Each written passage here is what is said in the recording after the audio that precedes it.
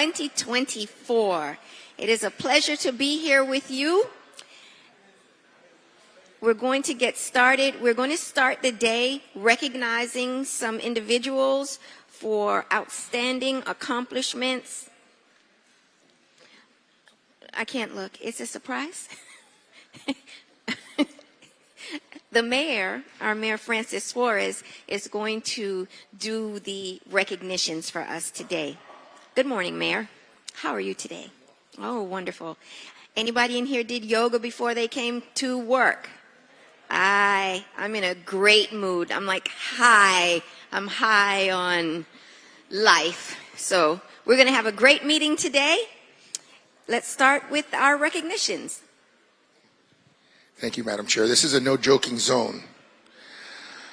So today I have the distinct honor and privilege to honor someone who has served our city in a distinguished manner for 17 years, focusing on the area of workers' comp. And I've been noticing these advertisements for workers' comp attorneys, and now I realize why we're advertising for workers' comp attorneys. William was an experienced attorney when he joined the city, having practiced already for over, call him Bill. Having practiced for over 15 years at various private law firms. And he's passionately dedicated himself to his duties with the city as part of a promise to his parents to do his best and leave the city better than he found it. You certainly have done that, sir. Under his guidance, he ensured that the Office of the City Attorney, Department of Risk Management, and third-party administrators communicated effectively and efficiently. He further ensured that all three entities worked diligently and proactively together to investigate claims, all the while timely providing workers' comp benefits and ensuring compliance with statutory, ethical, and collective bargaining obligations, while eliminating undeserving or fraudulent claims according to best practices in the workers' compensation industry. And in his 17 years litigating workers' comp cases for the city, he never lost a substantive evidentiary hearing. Wow, never lost a substantive. And thanks to his effort, the city saved and recovered millions of dollars, providing statutorily collectively bargained and mandated workers' compensation benefits. And he's a proud Gator.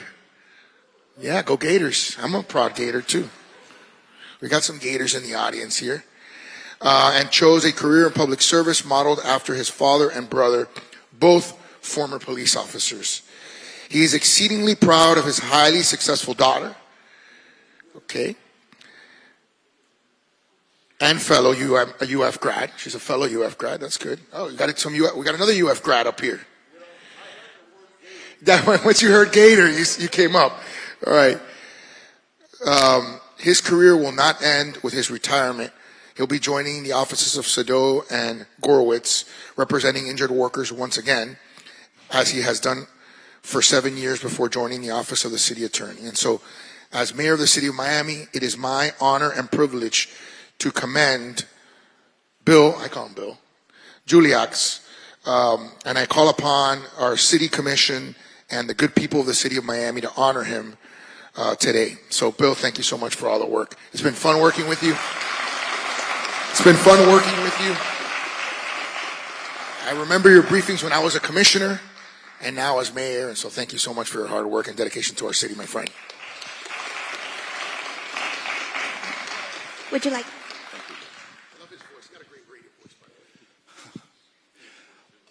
I wish to thank the commission, the city manager. I'm a little broken up here. This is not about me. It's about my parents.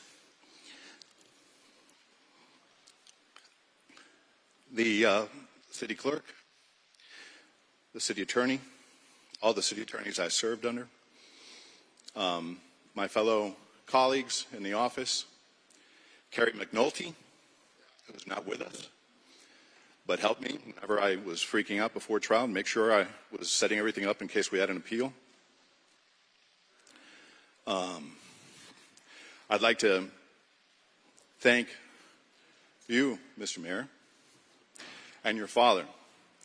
My connection to the city of Miami began in 1989 when a Belen brother, I'm a Belen Jesuit grad, Belen brother's father asked your father to meet with me. And so he met with me, and he was an idealistic kid, a son of a correctional officer and a school teacher who wanted to serve. And I guess he liked what he heard, and he asked the city attorney, Jorge Fernandez at the time, to meet with me, and I guess he liked what he heard, and I got to serve at the city attorney's office and work on some of the most exciting stuff I'd ever done, which was working on making the city commission into a single-member district commission. At the time, it was elected at large. I was helping to make the city more responsive to the people, and it meant the world to me. I hail from Miami, but my parents hail from Cuba. They came here in 1961 at a time when John F. Kennedy said, "Ask not what your country can do for you. Ask what you can do for your country." My parents were in awe of a nation that would liberate them from a country that would assassinate political rivals, a country that had devolved or sunk into communism. My parents loved this nation, and they instilled that love in us, my brother and I. My brother was the true hero in the family. He's the grandfather of my grandniece here. He served in the Army, jumped out of perfectly good planes, volunteered to go into East Germany back in '79 and 1980 to take whatever he had to take in terms of intelligence. Then came to Miami in 1980 and joined Metro Dade Police and served for 30 years with distinction. Unfortunately, when I graduated in '91, the city, believe it or not, had a financial crisis and had a hiring freeze, so I went off to private practice and I didn't get to serve. In 2007, Jorge Fernandez, actually 2006, he asked me, apply again. We might be able to bring you on. And I was hired in 2007, and I went to my parents who were then alive, and I told them I would do my best and I would try to leave this place a little better than I found it. And it meant the world to me to do it, because that's what they instilled in me and my brother. And so we did that. I came here with private practice in mind, best practices, and sort of changed how things were done. I tried to create teams. This is not about me. This is about the teams we created. We just communicated. We had all the different people, TPA, risk management, all the people communicating. Naturally, over the years, there were times when I kind of, I'm passionate. I don't know if you noticed, but I'm a little passionate. Over the years, I kind of made people upset. I argued. I argued passionately. I would drive some people nuts, my colleagues sometimes, with the staff. I have to thank the staff for tolerating me for 17 years, because I wanted perfection. And I bring that up because it's important. I have to thank one more person that's indispensable to my service here, Angela Breadwood. She's a claims manager at Risk Management. Her and I sometimes argued, and we argued a lot, because she looked at it from a business standpoint. She looked at it, she understood the law. She knows the law.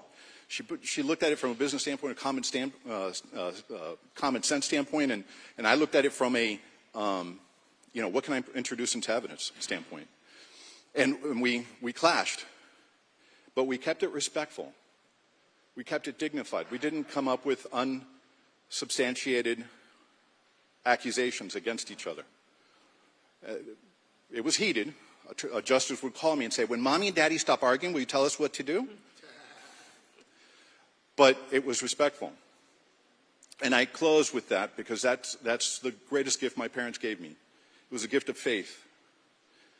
They taught me from the time I was a little kid to say a little prayer that they sent me to Belen, sacrificing vacations and gifts to themselves so that I could go to school. And that prayer has a line that, after I went to Belen, I kind of became terrified by it, and I still remember it. It's and forgive us our trespasses as we forgive those who trespass against us. Think about that. We all have grievances. We all have disagreements. And we all have a right to air those grievances and stand with what we believe. But I ask, when you come to the podium and you start accusing public servants based on articles that end with, and we reached out to the other side, but they were unavailable for comment. Remember to think, perhaps there's another side to the story. My parents loved this country because this country remembered or was created on the notion that we're innocent until proven guilty. And it's something that I have lived by. It is how I present evidence. It is why I have won everything I've touched. It's why I will continue to win everything I touch, or at least give it everything I can, as I promised my parents. So I thank you all, and I apologize for the link, but I just had to say this. Thank you.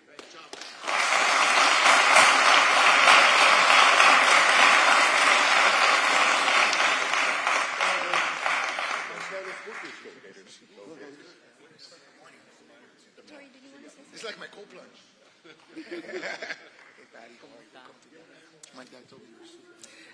As we gather around to take a picture with Bill, his daughter is watching from far away. My daughter. His daughter is watching from the other side of the world, and My daughter works for the UN, and she's stationed in Baghdad. She's serving the world from there. so we're really proud of her. And she's watching us from afar. So a big hug to Sarah.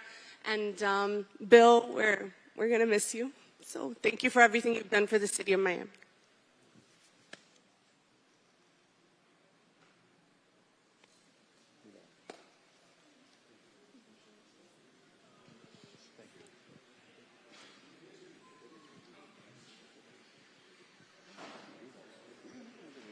No.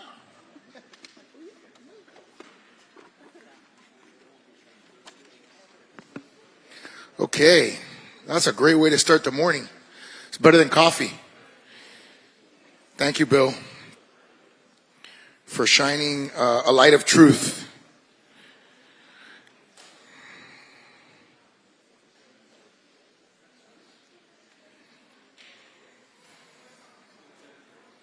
How are you guys? Good morning. How's it going?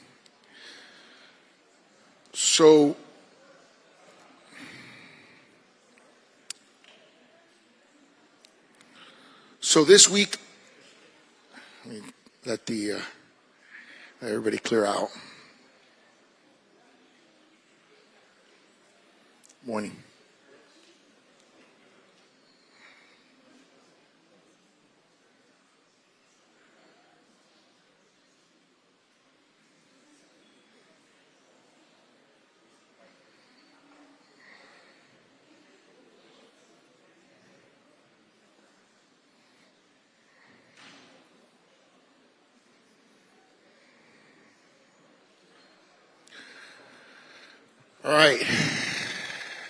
All right, coming on up. So this is a very special week. This is Dominican American Heritage Week. And while Dominicans come to many parts of the United States beginning several decades ago, the U.S. has received an immense amount of talent and skilled newcomers who seek to pursue the American dream. Since 1990, the immigrant population from the Dominican residing in the United States has been greater than that of other immigrant populations from the Caribbean, except maybe immigrants from Cuba. Florida is the third of 5 states with the highest concentration of Americans of Dominican descent, many residing in the greater Miami area, where approximately 12% of Americans of Dominican descent reside in the state. Americans of Dominican descent have made significant contributions to the United States in various fields, including government, finance, education, sports, fashion, and the arts and sciences, and continue to enrich the diversity of this state by sharing their achievements, unique traditions, culture, and cuisine. On February 27, 1844, the Dominican Republic's independence from all foreign rule was officially declared. And the Dominican people have been an example of democracy, of political maturity, practicing alternation in public powers while also serving as a steadfast ally to the United States of America. Americans of Dominican descent increasingly contribute to the economic, political, and cultural enrichment of the city of Miami and continue to contribute to Miami's growth as the capital of capital. And whereas a continued relationship between the United States and the Dominican Republic has created immense cultural and economic opportunities for the city of Miami and the residents of the city of Miami through international trade in goods, economic investment, and the contribution of immensely talented people. You guys are immensely talented. I, therefore, as mayor of the city of Miami, declare that February 22nd to the 28th of each year be designated as Dominican American Heritage Week in the city of Miami. Good stuff.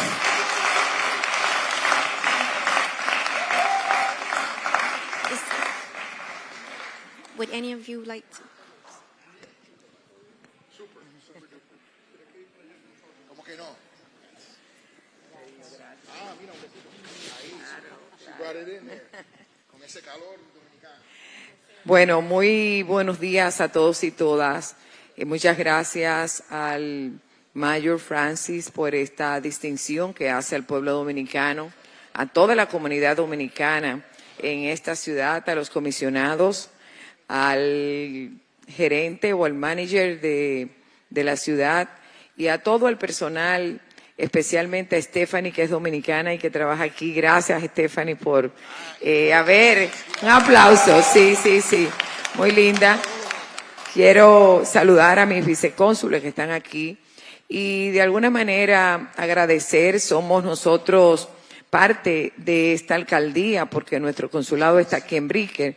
Así que agradecemos doblemente esta distinción que nos hace la ciudad, digamos que enalteciendo de manera muy significativa la participación de los dominicanos en la vida económica de esta ciudad. Nosotros somos aquí una comunidad que aporta muchísimo, alcalde. Somos excelentes clientes bancarios. Según estadísticas de la Fiscalía del Condado y de la ciudad, tenemos 0 tasa de delincuencia los dominicanos aquí. Quiere decir que aportamos económicamente, vinimos a agradecer a este estado de la Florida y especialmente a esta ciudad todo lo que nos han proporcionado, pero somos una comunidad que vino a traer, que vino a aportar y que vino a ser parte de esta oportunidad, de este sueño americano que todos estamos viviendo los dominicanos aquí en esta ciudad, que nos permite hacerlo. Así es que en nombre de mi país, en nombre de mi gobierno, en nombre de nuestra misión consular, que componemos todo lo que estamos aquí en el mismo propio y en el mío propio, agradecemos que esta ciudad haya determinado esta semana que a partir del año que viene estaremos llenos de actividades que esperamos contar con ustedes como alcaldía para que podamos celebrar con dignidad nuestra independencia nacional. Muchas gracias, gracias del alma a todos y de verdad te agradezco esta distinción.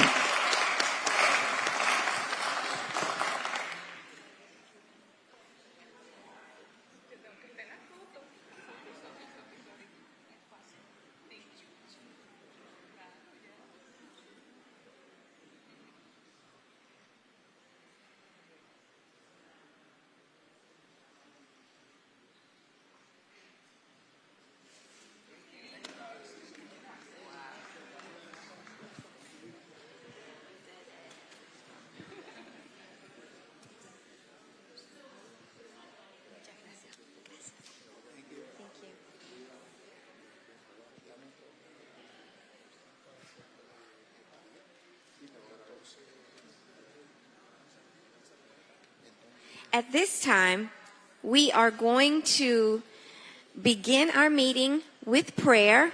We have Pastor Goodwill today that is going to honor us with prayer. Thank you. Good morning. Good morning. Let us bow our heads for prayer. Eternal God, our Heavenly Father, Lord God, we come first and foremost, Lord, to say thank you. We thank you, Lord, for your blessings in our lives and allowing us to be here today for this special and very important purpose. Father God, as we go into this meeting, we ask you, Lord, to bless the commissioner, all of the leaders and officials, Father God, taking part in this great discussion. Lord God, be with them, Lord God, for the benefit of your people here in this great city and this state, Lord. We ask you, Father God, that you remember all those in need, Lord God, and that this session, Lord, prove out beneficial for the benefit of your people here in Miami, Lord. We pray this prayer and we ask these blessings in Jesus' name. We say amen. Amen. Thank you, Pastor. And at this time,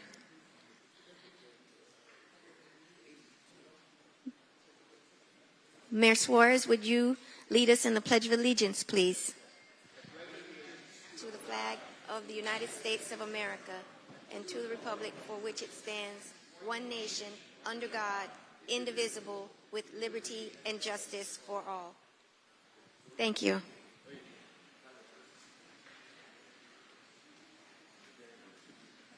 Oh, I'm sorry. Oh, this one is mine, right? Okay. Right. I can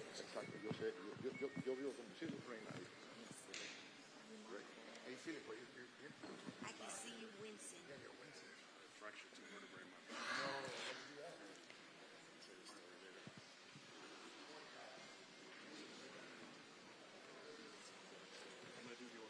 Okay. At this time, our city attorney will read her statement into the record. Madam City Attorney. Thank you, Madam Chairwoman. Good morning. Detailed information about the process, order of business, rules of procedure, scheduling, rescheduling of City Commission meetings can be found in Chapter 2, Article 2 of the City Code, a copy of which is available online at www.municode.com. Any person who is a lobbyist pursuant to Chapter 2, Article 6 of the City Code must register with the City Clerk and comply with the city-related requirements for lobbyists before appearing before the City Commission. A person may not lobby a city official, board member, or staff member until registering. A copy of the code section about lobbyists is available in the City Clerk's office or online at www.municode.com. Any person making a presentation, formal request, or petition to the City Commission concerning real property must make the disclosures required by the City Code in writing. A copy of the City Code section is available at the office of the City Clerk or online at www.municode.com. The City of Miami requires that anyone requesting action by the City Commission must disclose before the hearing any consideration provided or committed to anyone for agreement to support or withhold objection to the requested action pursuant to City Code Section 2-8. Any documents offered to the City Commission that have not been provided 7 days before the meeting as part of the agenda materials will be entered into the record at the City Commission's discretion. In accordance with Section 2-33 F and G of the City Code, the agenda and material for each item on the agenda is available during business hours at the City Clerk's office and online 24 hours a day at www.miamigov.com. Any person may be heard by the City Commission through the chair for not more than 2 minutes on any proposition before the City Commission, unless modified by the chair. Public comment shall begin at approximately 9:45 and remain open until public comment is closed by the chair. Members of the public wishing to address the body may do so by submitting written comments via the online comment form. Please visit www.miamigov.com/meeting instructions for detailed instructions on how to provide public comment using the online public comment form. The comments submitted through the comment form have been and will be distributed to elected officials, their staff, and city administration throughout the day so elected officials may consider the comments prior to taking any action. Additionally, the online comment form will remain open during the meeting to accept comments and distribute to elected officials, their staff, and city administration up until the chair closes public comment. Public comment may also be provided live at City Hall, located at 3500 Pan American Drive, Miami, Florida, subject to any and all city rules as may be amended. If the proposition is being continued or rescheduled, the opportunity to be heard may be at such later date before the City Commission takes action on such proposition. When addressing the City Commission, the member of the public must first state their name, their address, and what item will be spoken about. Any person with a disability requiring assistance, auxiliary aids, and services for this meeting may notify the City Clerk. The City has provided different public comment methods to indicate, among other things, the public's support, opposition, or neutrality on items and topics to be discussed at the City Commission. in compliance with Section 286.01144C Florida statutes. The public has been given the opportunity to provide public comment during the meeting and within reasonable proximity and time before the meeting. Please note, commissioners have generally been briefed by city staff and the city attorney's office on items on the agenda today. Anyone wishing a verbatim record of an item considered at this meeting may request it at the Office of Communications or view it online at www.miamigov.com. PZ items shall proceed according to Section 7.1.4 of the Miami 21 zoning ordinance. Parties for any PZ items, including any applicant, appellant, appellee, city staff, and any person recognized by a decision-making body as a qualified intervener, as well as the applicant's representatives and any experts testifying on behalf of the applicant, appellant, or appellee, may be physically present at City Hall to be sworn in by oath or affirmation by the city clerk. The members of the City Commission shall disclose any ex parte communications pursuant to Florida Statute Section 286.0115 and Section 7.1.4.5 of the Miami 21 zoning ordinance. The order of presentation shall be as set forth in Miami 21 and in the City Code. Staff will briefly present each item to be heard. The applicant will present its application or request to the City Commission. If the applicant agrees with the staff recommendation, the City Commission may proceed to its deliberation and decision. The applicant may also waive the right to a hearing on the record. For appeals, the appellant will present its appeal to the City Commission, followed by the appellee. Staff will be allowed to make any recommendation they may have. Please silence all cell phones and other noise-making devices at this time. This meeting may be viewed live on Miami TV, the city's Facebook page, the city's Twitter page, the city's YouTube channel, and Comcast Channel 77. The broadcast will also have closed captioning. Thank you. Thank you, Madam City Attorney. Mr. City Clerk, would you please read your statement? Thank you, Chair. The procedures for individuals who will be providing testimony to be sworn in for planning and zoning items and any quasi-judicial items on today's City Commission agenda will be as follows.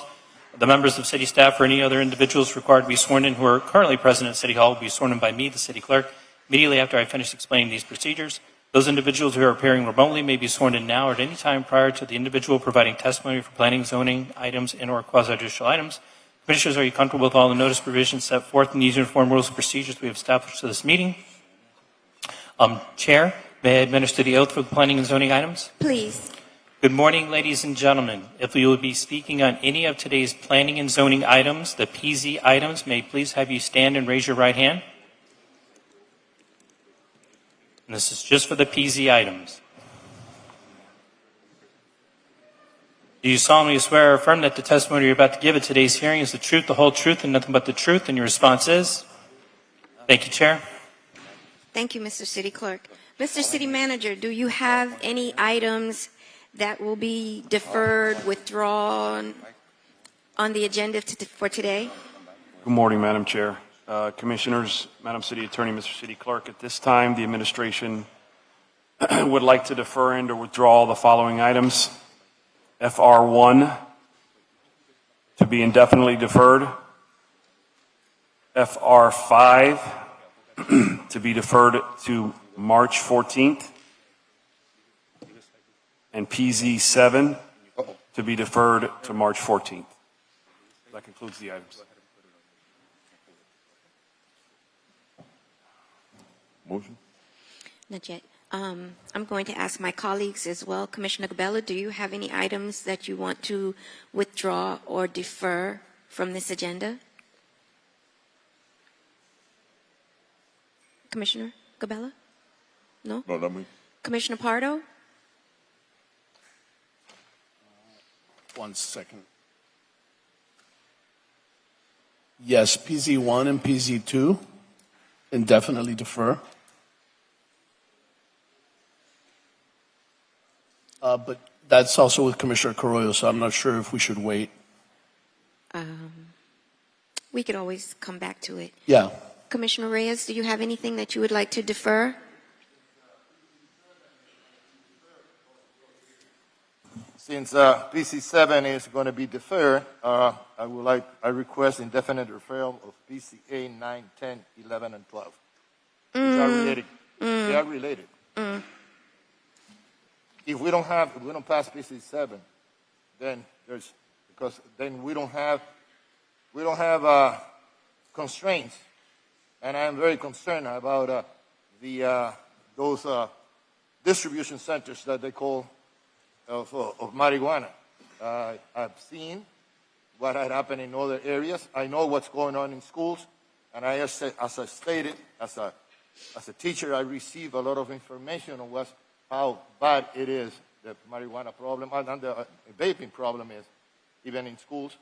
And unless we have strict constraints and regulation, I don't think we should be able. It would be very, in my opinion, it would be very irresponsible of us.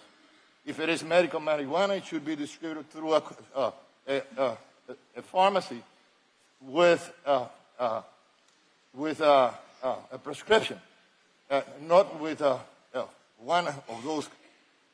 I mean, Okay, you just so get a permit. So I understand what you're saying. I would like to have heard PZ 11, which falls in my district, and we can put some guardrails up for you. I don't have an issue with 8, 9, 10, or 12, but I would like to keep PZ 11 in play. okay, you want to keep it in play? We can discuss it.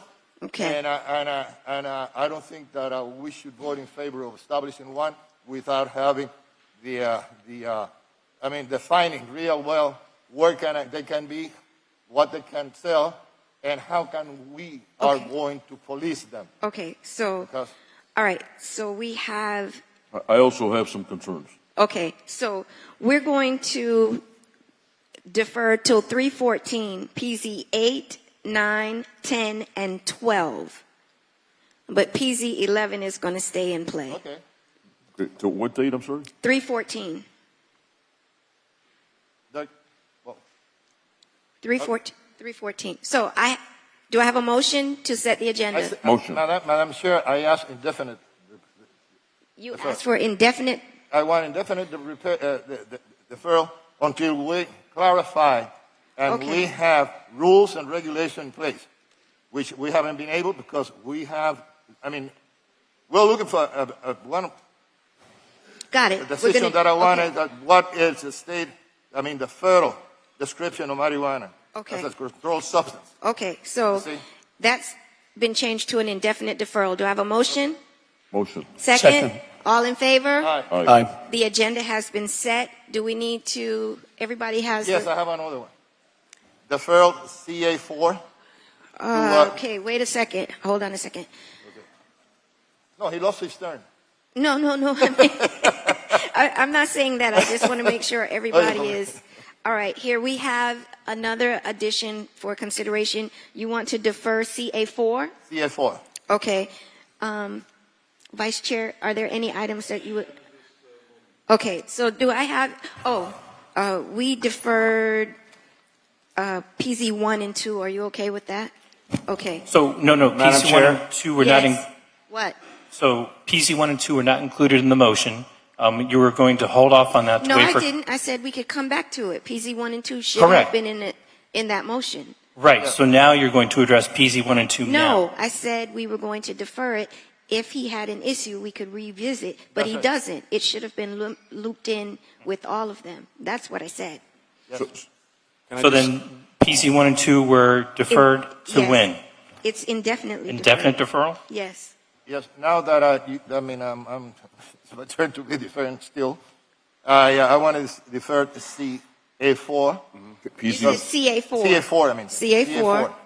And I would like to revisit prior list and verify findings because there were some contradictions when I went over it.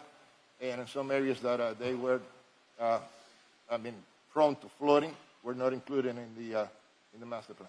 Okay. So I have And a, I want to give our new commissioners a chance to really go over.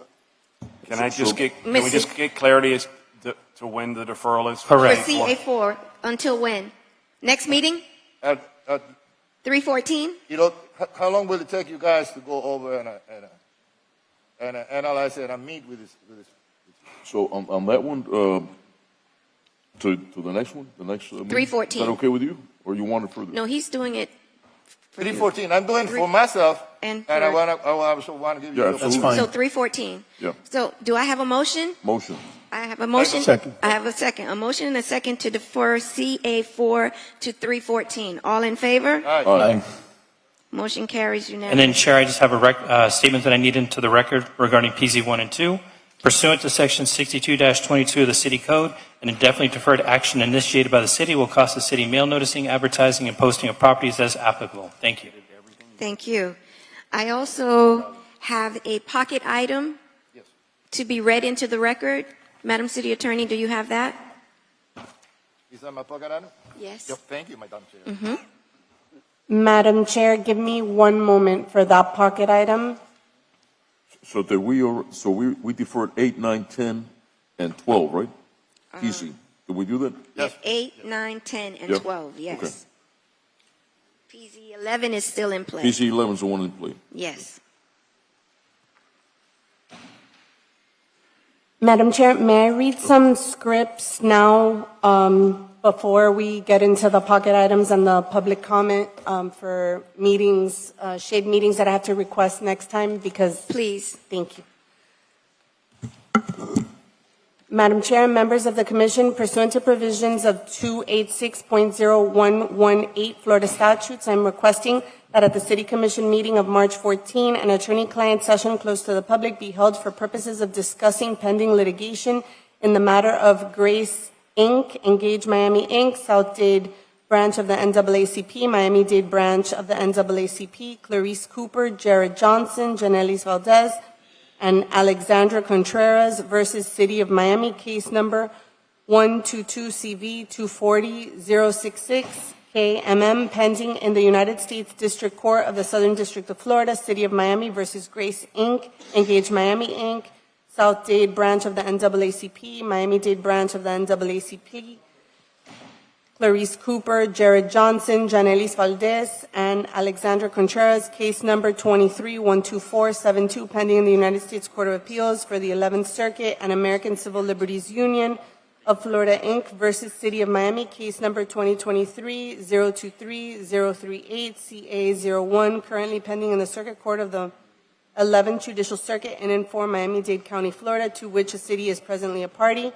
The subject of the meeting will be confined to settlement negotiations or strategy discussions. This private meeting will begin at approximately 10 a.m. or soon thereafter as the Commissioner's schedules permit and conclude approximately 1 hour later. The session will be attended by members of the City Commission, which include Chairwoman Christine King, Vice Chairman Joe Carollo, Commissioners Miguel Angel Gabela, Manolo Reyes, and Damian Pardo, the City Manager, Arthur Noriega, myself, the City Attorney, Victoria Mendez, Chief Deputy City Attorney, John Greco, Deputy City Attorneys, George Wysong, Kevin Jones, Outside Counsel, Christopher Johnson, and George Levesque.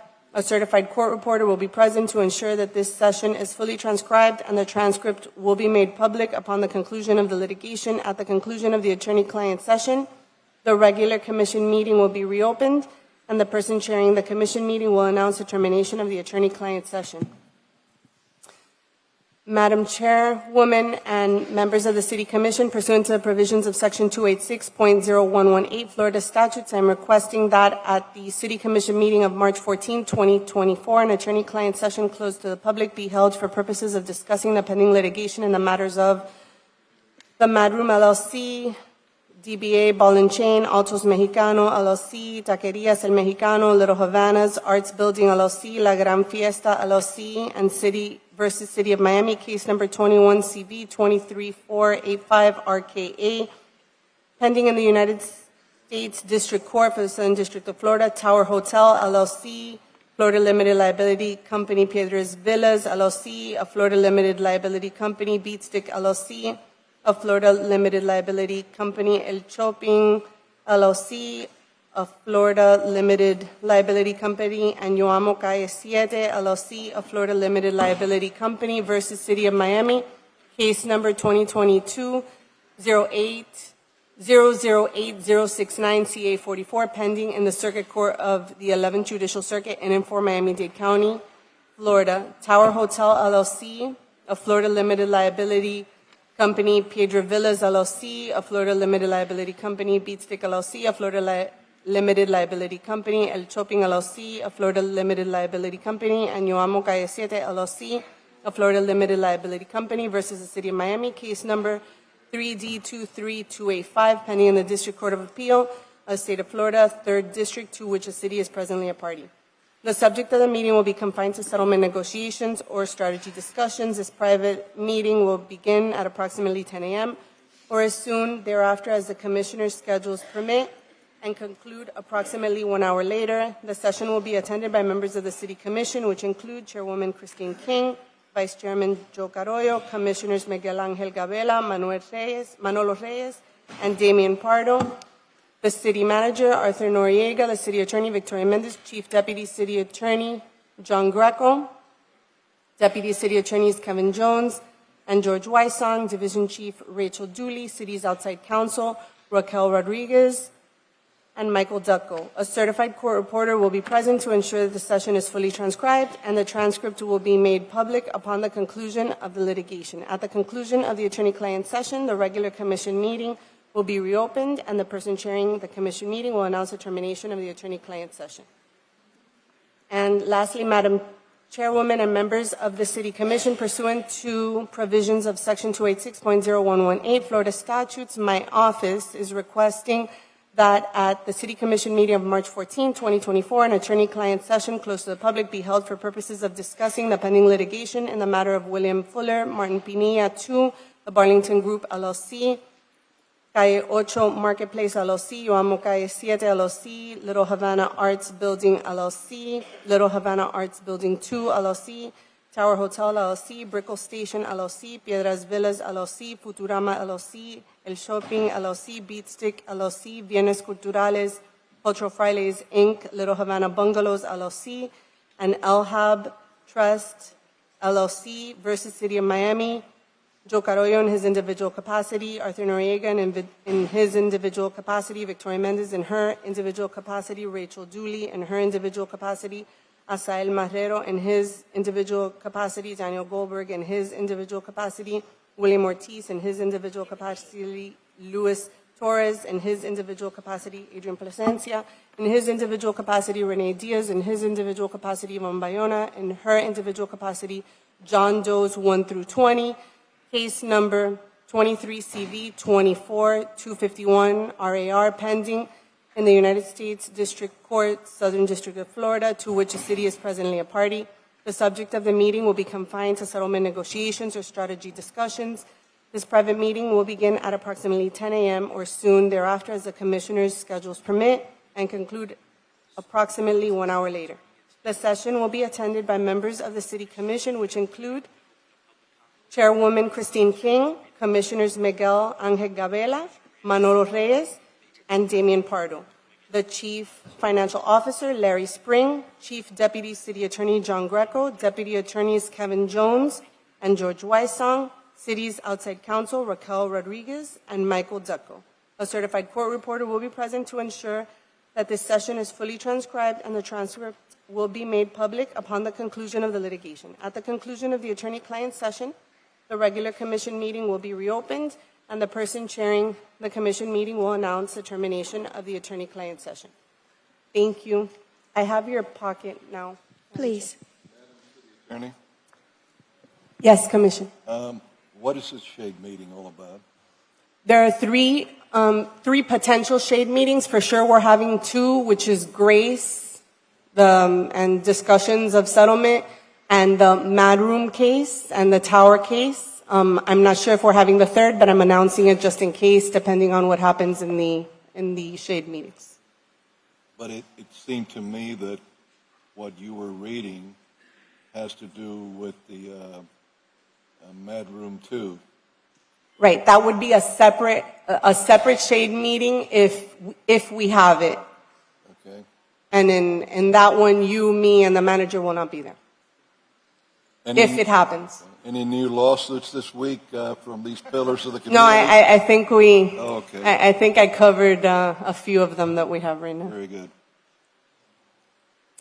The resolution, so these are the pocket items. We have two pocket items. The first one is the district 5-pocket item, and we'll call that for the clerk.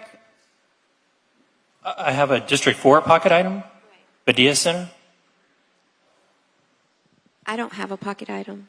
I thought you said you had a pocket No, item. That's no. oh. There is a pocket. There's a pocket okay, item. okay. not So my- district. it's- Okay. Yes. All right. Thank you. So We have that district as 4. pocket item 1, PI Yes. 1. Okay. So then we only have one pocket item. So, motion. She's going to read the title into the record so the public can have an opportunity to speak on it.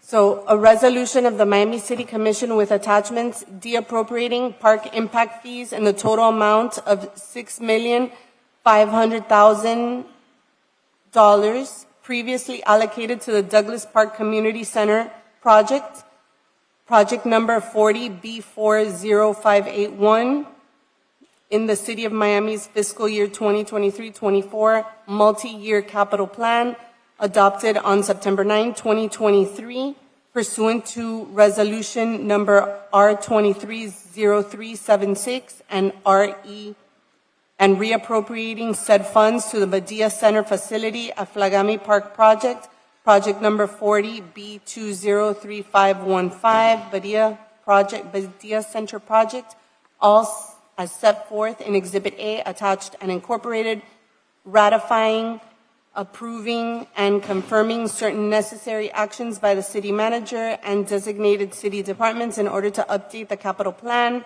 relevant financial controls, and computer systems in connection therewith for project closeouts and for grants and other funding sources in progress in connection herewith, providing for an effective date. Thank you. At this time, I'm going to open the floor for public comments. If you can please line up at the podium, 5 at a time on each podium so we do not have a safety risk. 5 at a time, per the fire department.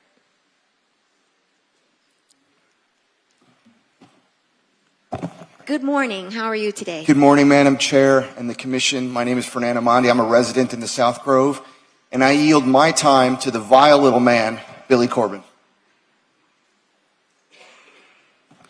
Good morning, Madam Chair. Good morning. Commissioners. Billy Corbin here to speak on RE2, which authorizes the city manager, who does not live in the city, to change, adjust, amend, allocate, and appropriate the over $1 billion budget for the city.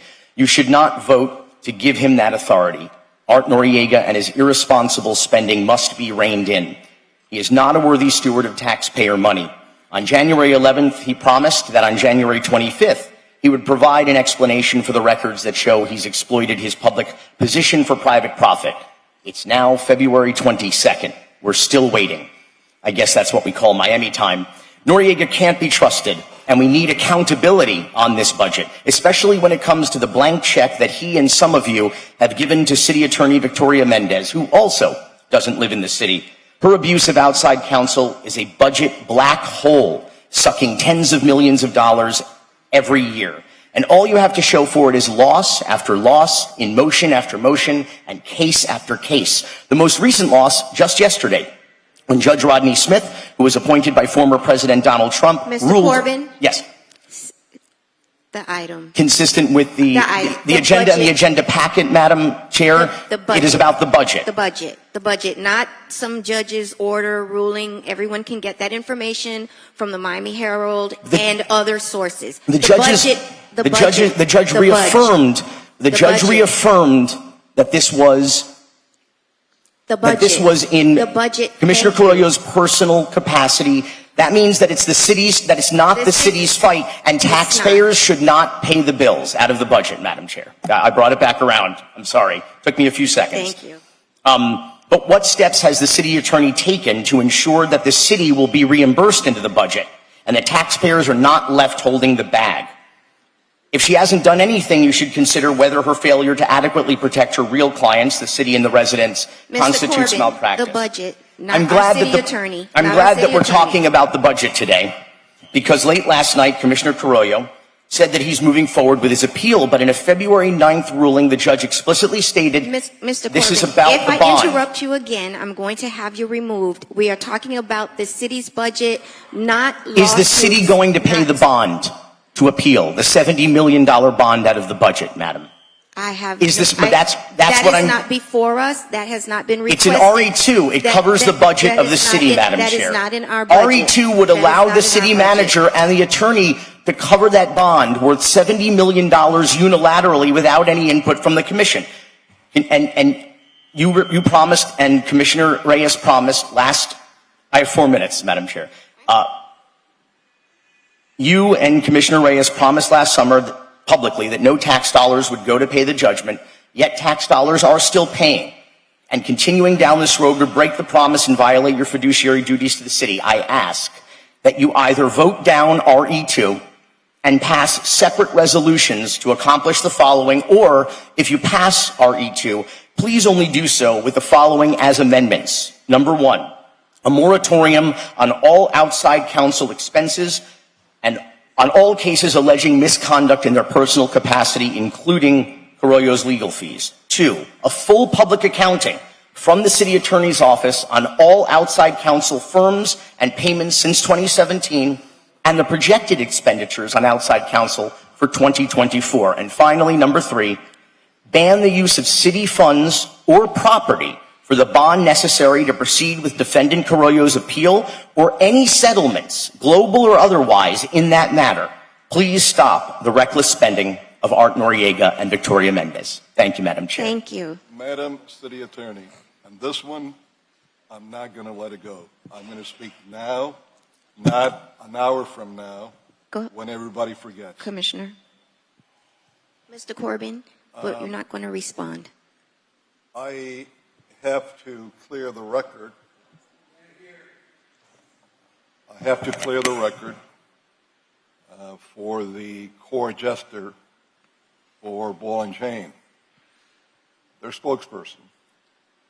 He is saying that in order for my appeal to go forward, that the city has to pay for a bond, or I have to pay for a bond. That is absolutely untrue. In America, you can move forward on an appeal without putting a bond. This is why they're threatening to take a homestead property that I own and live in, that they won't be able to, and they cannot. This is why they're threatening other matters. The ruling from the judge yesterday was actually a great day for me, because I'm not being held as a political hostage anymore for well over 6 months, and now I can move forward with the appeal. The problem was that by law, we had to put these motions before the judge, motions that we had no illusions on were going to be ruled in the way that they were. But nevertheless, this is what the federal court system requests that any one would have to do in order to move with an appeal. Having said that, the problem here lies that, and this is what little Billy forgot to say, that a couple of weeks ago, the same judge called a motion that they had pending before him malarkey, a motion that they were requesting after they had every opportunity to have brought the city in during my trial, and they had taken the city out. Now they were trying, after the fact, to bring the city into the case so the city would be held liable for the judgment that was tendered against me. Something that I said from day one, the city had no responsibility for whatsoever. And the judge made it official. He had no other choice but to make it official. Now they come with a news story about the bond that the city's going to put in. That's a lie. That's untrue.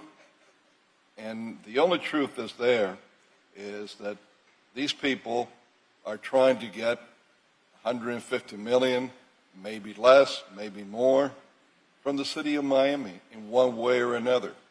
And they think that by putting all this pressure on me, that they're going to take my homestead, they're going to do this to me, they're going to do that, that I'm going to cave in and say to the administration, give them the tens of millions that they want so they could leave me alone. Well, little Billy, I'm not about to do that.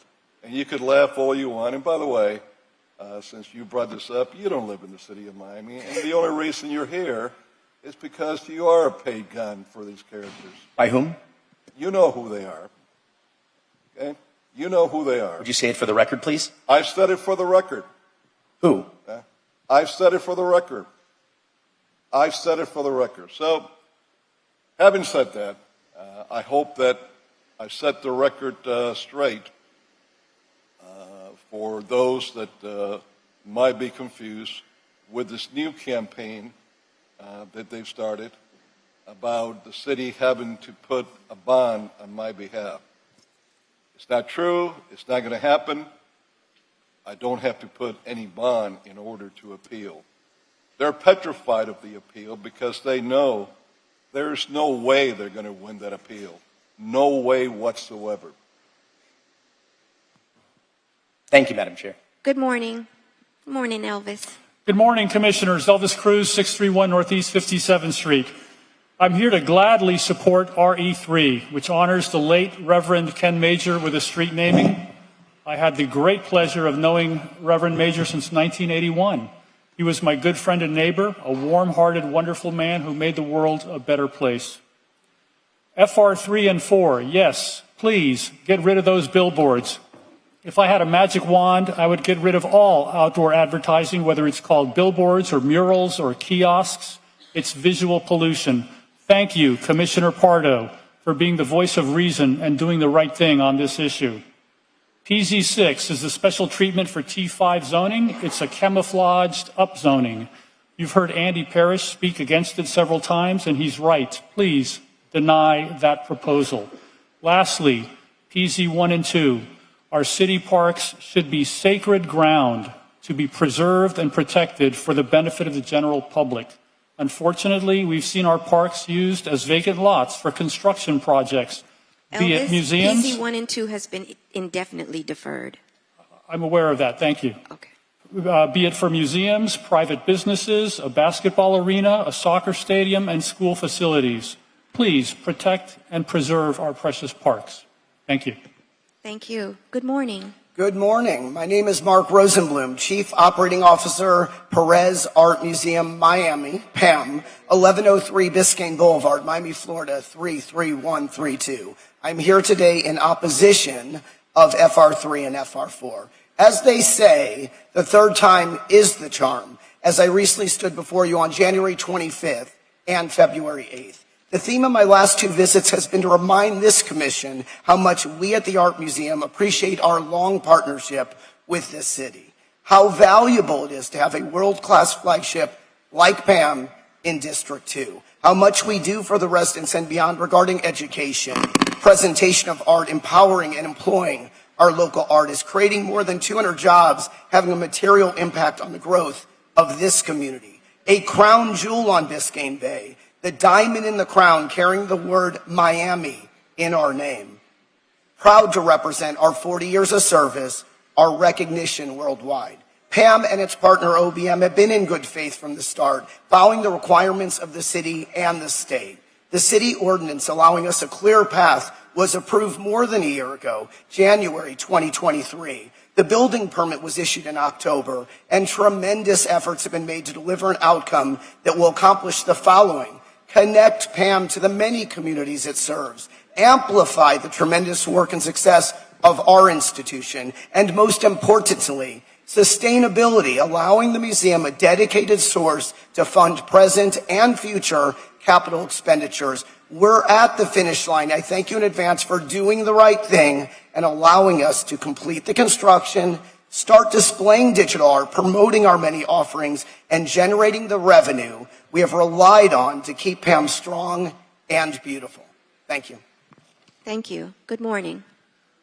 Good morning, Madam Chairwoman, and Commissioners. I'm Richard Milstein, as Chair of the Trust Board of the Adrian R. Center of Performing Arts, 1300 Biscayne Boulevard. I'm here today on agenda items number 3 and 4. And with me today are supporters from the R Center. If they could silently raise your hands. You see, we have a large number today as well. I want to first thank you as well for listening to me for the third time. And thank you for listening to the staff, for me, and for our professionals individually as we've gone forward.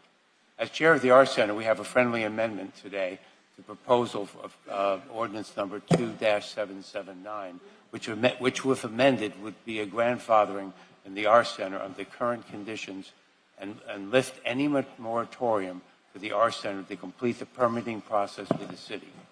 Today, for the first time, is the first time I'm really nervous here today. Not because I had to figure out which tie to wear, but we've listened to the community. We listened to understand what's happening. We're concerned that the R Center will be the proverbial baby thrown out with the bathwater. And we need you to listen today, as you have been, to where our R Center, I think there's a depiction on the screen, where the signage would be. The signage does face the highway. It's 500 feet from the closest area of residence, which on the lower park is the parking garage. It is not near a park or any other entity. We're asking today for the amendment of the ordinance to permit the R Center to move forward as with 3 other organizations, since we're in an urban area and the signage would be on our urban campus. Thank you very much. Have a good day. Thank you. Good morning. Good morning, Chair. Good morning, Commissioners. My name is Johan Zietsman. I'm the President and the CEO of the Adrian R. Center of the Performing Arts, 1300 Biscayne Boulevard. I want to thank you for allowing us the opportunity to provide feedback regarding our opposition to the repeal of Section 2779. During the last 2 meetings regarding this issue, we heard from the community, just like you did, on both sides of the issue, and we respect these views. We offer the following facts in response. We believe the design, the position, and the content of our signs show our sensitivity to the concerns expressed. If I could just have the image on the screen, please. I'll just wait for that, Madam Chair. Oh, okay, thank you. Didn't see that one. We believe that the design, the position, and the content of our sign shows our sensitivity to the concerns expressed. Our sign will not cause light pollution, since the adjacent bridge, the traffic, and the many buildings around emitting lights emit far more light than our signs do, as you can see in this image. Our signs will not shine into people's homes. We have intentionally positioned them to aim away from residential buildings, and they are more than 500 feet from the nearest residence. Our signs are not adjacent or not in a park. They are on our premises in an urban setting. The content of our signs will be a combination of arched exposure and commercial content, and our contract prohibits certain advertisements that are not in line with our values. The size of our signs is appropriate for the surrounding context, as you can see in the image, and is in compliance with current city ordinance and FDOT regulations. Our signs were designed by Pelly Clark Pelly, the internationally acclaimed architects of our facility, to complement our architecture and provide a pleasant pedestrian experience. Our permit application to the city is being submitted in good faith according to the current ordinance. We ask you not to make the R Center an unintended victim by repealing an ordinance that's already been approved by the City Commission. Thank you. Thank you. Good morning. Good morning, Madam Chair and Commissioners. My name is Gerald Grant Jr. I'm a board member and treasurer of the Adrian Arts, address 1300 Biscayne Boulevard. If City Code Section 2779 is repealed, the Arts Center will lose multi-decade revenue stream. The Arts Center is a nonprofit organization, and the new revenue stream is important for our sustainability.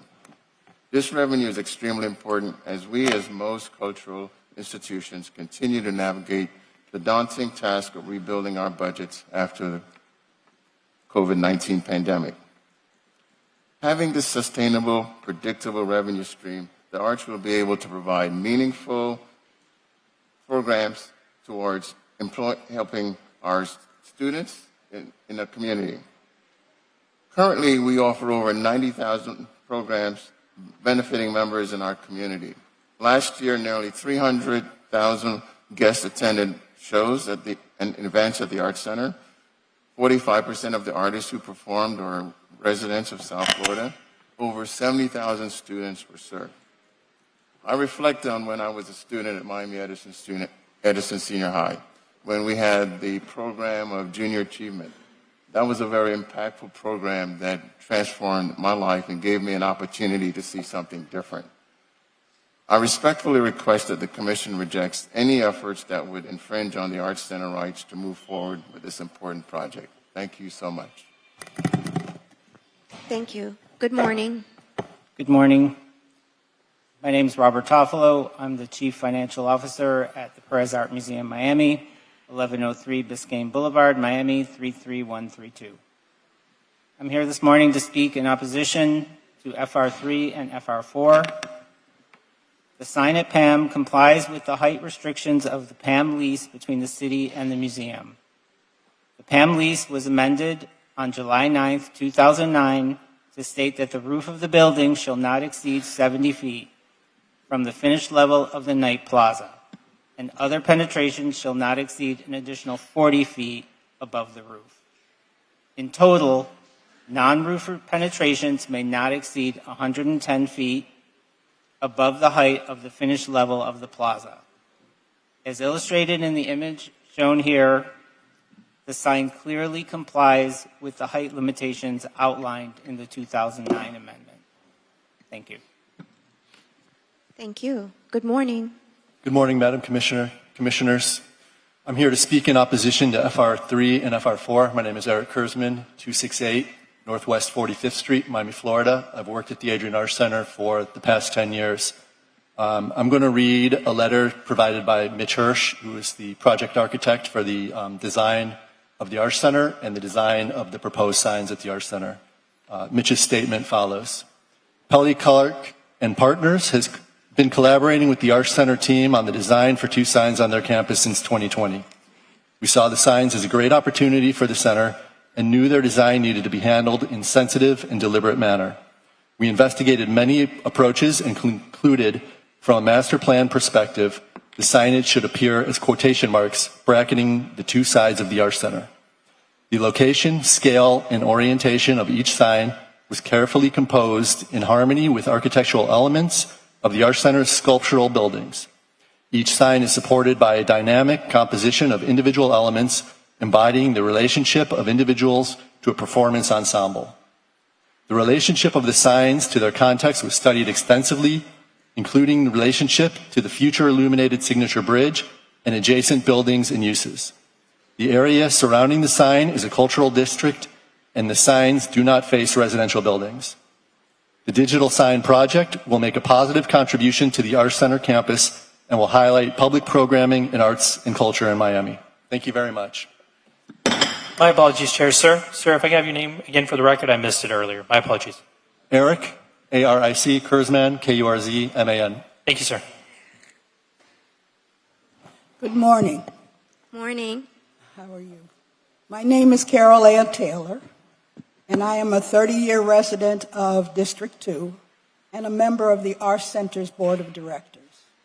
I'm here to ask you to please look at the existing rights, the Arts' existing rights to digital signage on our campus, and to abate any moratorium on permitting for the arts. The Arts Center seeks to be, and we are, a good neighbor. Our signs are intentionally located on the sites on our campus away from the residential units. They face I-395 and the side of the new Signature Bridge. They are positioned and designed to be seen by motorists on the nearby thoroughfare going to and from Miami Beach. I've heard and really respect the concerns of my neighbors. However, their concerns do not pertain to the proposed arch signage. I'd like to take a moment of personal privilege as I look around and I ask you that you don't retroactively remove the Arts Center's rights by repealing the ordinance you have already approved. I thank you for your time, and I just would like to take a personal privilege. As I look up into these offices here, I remember that I was assistant to Mayor Maurice Ferre 40 years ago. And these offices are very dear to me. Thank you for your time. Thank you, Ms. Taylor. Good morning. Sorry, the distraction here. I spilled my tea. Go ahead. Good morning, everyone. My name is Grant Gassman. I live at Met 1, 300 South Biscayne Boulevard, Miami, Florida. I'm here to speak in opposition to FR3 and FR4. As a Miami native and a resident of downtown Miami, I'm floored to learn that members of the City Commission are targeting PAM and Arts Center when they're simply trying to find creative ways to expand their reach and make downtown a better place. Thank you. Thank you. Good morning. Good morning. Hi. My name is Daniel Fila. I'm an artist. I'm speaking on to give some information on FR3 and 4. I have a company called Crave Art. I'm speaking specifically on behalf of Orange Barrel Media. In my experience, they've been doing business the right way. They came to me as a resource and asked me for nonprofit organizations that I might recommend for them to feature on their kiosks throughout the city. Their director of community engagement is an old schoolmate of mine in Ohio.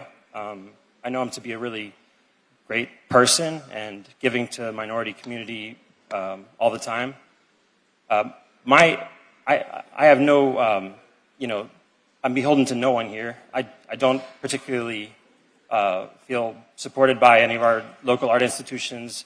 I do love the Arts Center, and Pam's great for the city. I do think the main concern to me is the curation of this sign. I think it should continue to represent people that are like me, that have been working here for our entire lives doing art. And we should all get a platform there, not just the curated from museum level. That's all. Thanks. Thank you. Good morning. Good morning. My name is Jillian Meyer. I live here on Oak Avenue, Miami, Florida, 33133. I am here to speak in opposition to FR3 and FR4. This seems to be a targeted attack at Pam, Arsht, and the media company that is working on this project for these institutions.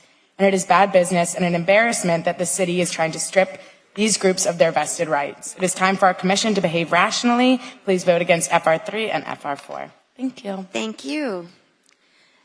Good morning. We're going to go with you while they set up. Go ahead. Morning. My name is Ariel Gilder, and I live at 5700 Biscayne Boulevard, apartment 711, Miami, Florida. I'm here to speak in opposition to FR3 and FR4. I don't typically come to City Commission meetings to speak, but being a proponent of the arts and seeing the effort that has been put into rallying to speak in support of FR3 and FR4, I think it's important that the Commissioner hear the other side. People live in Miami because it is exciting, a vibrant hub for sports, fashion, arts, and culture. Why there is such a vicious attack on the digital arts and digital signs designed by premier architects that support the arts and general institutions that make Miami great is beyond me. In fact, the Art newspaper posted a story on Tuesday indicating that museums all over the country and figuring out ways to become more entrepreneurial with costs going up, philanthropy waning, and government funding and museum attendance down. Why wouldn't Miami be proud to be paving the way for this effort? Please vote against FR3 and FR4 and support the institutions that make our city so great. Thank you. Good morning. Good morning. Thank you for listening and for helping all of us with all of our comments.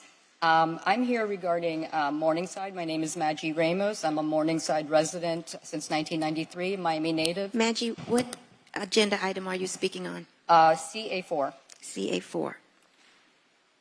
CA4 has been deferred until 3/14, but you can still speak. I'm Okay, just I'm letting going to you be know. real quick. Okay. Because I actually want to add another item to the agenda next month, which is another thing I wanted to discuss. Okay.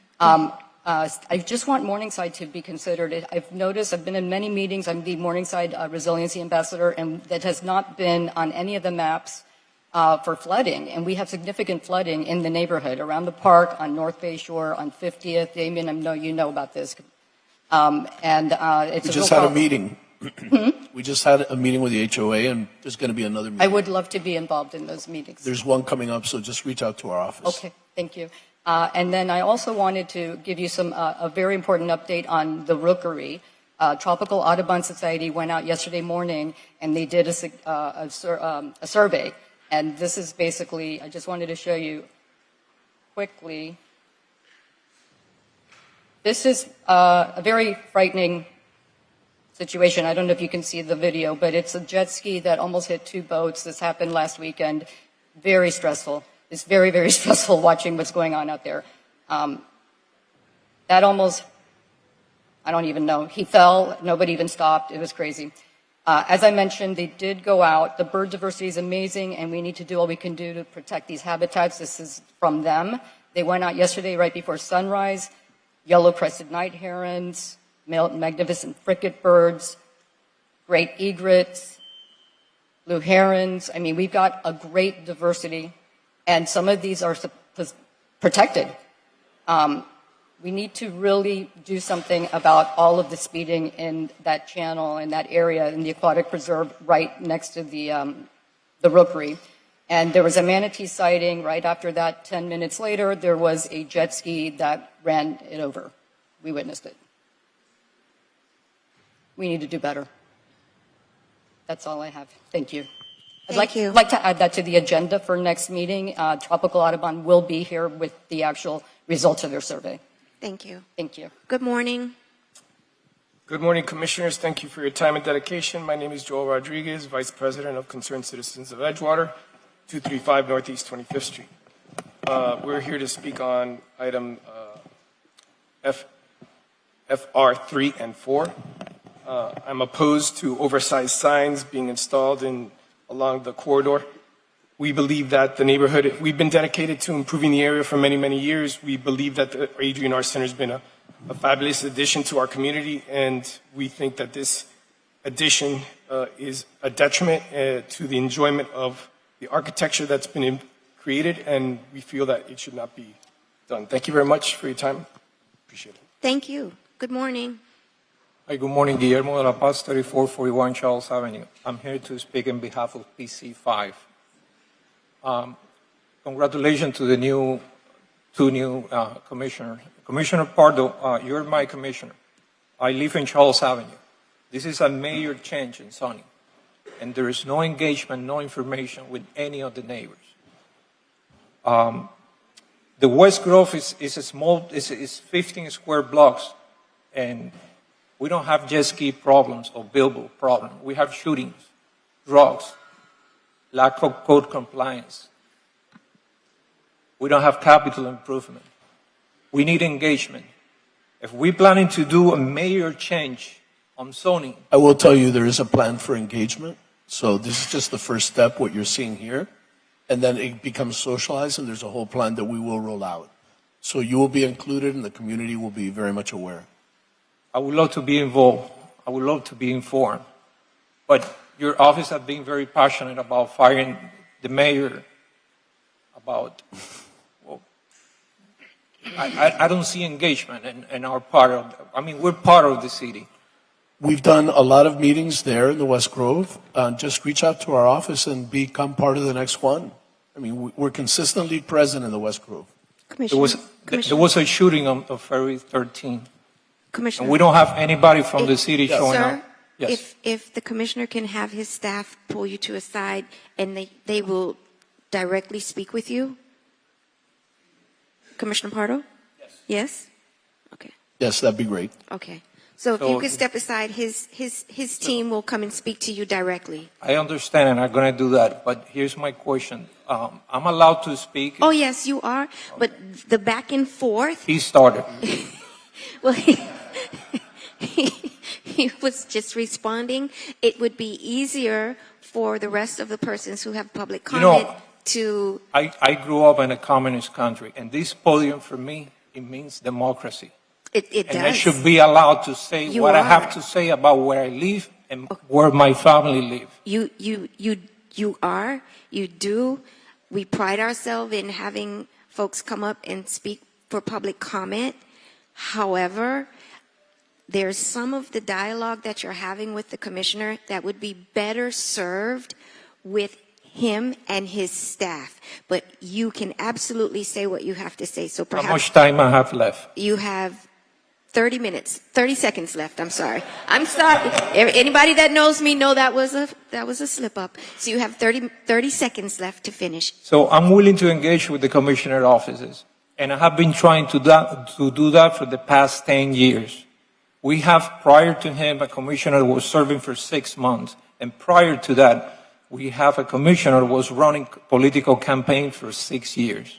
We need engagement, and it's not my role to be here and asking for that. It's not my role to tell the city to bring capital improvement to the West Grove. That's not my job. That's his job. And again, thank you for your time, and whoever want to speak with me are going to be there. I'm going to have to work. I have been here since 9 o'clock in the morning. Thank you. Thank you. Thank you for your advocacy. Good morning. Good morning. Thank you, Madam Chairman. Thank you, members of the Commission. My name is Armando Rodriguez. I'm the President of the Concerned Citizen of Edgewater, mailing address 235 Northeast 25th Street. I have been a member of this neighborhood for 30 years, and some of you know me for 30 years, fighting for the benefit of Edgewaters since the time that we were fighting the crack houses 28 years ago. And some of you know me how much I fight to benefit and improve this neighborhood. I am a property owner in Edgewater, and I am opposed to the oversized billboards on Edgewater. I don't think that will contribute to the enhancement and beautification of the city of Miami, and neither to the neighborhood. I wonder how many people would like to have these oversized billboards in their neighborhood.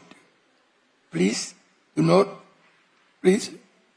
oppose to these billboards, and I would like to know how many of you really wanted to have it in your neighborhood. If you don't want it for you, please don't have it for us. I think they need to discuss this, and I think the huge size of these billboards is something that you should take into consideration. Thank you for your time. Thank you.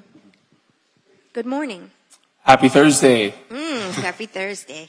My name is Daniel Andres Lopez, and I want to first start off by saying I'm very happy to see you here in good health, Commissioner.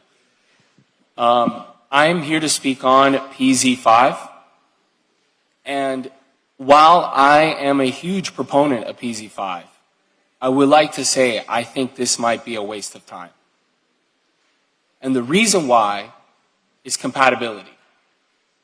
The zoning ordinance and the proposed amendments are going to do an amazing job at revitalizing our community and moving the city of Miami forward. However, on the main street of NCD2 on Grand Avenue, the land use is not compatible with the proposed amendments to the zoning ordinance. So unfortunately, even if this were to get passed, according to Daniel Goldberg and other ones in the city staff, we may not even be able to use the benefits that you commissioners are working towards. That's true. So that is why I will keep it very brief. No, that's true.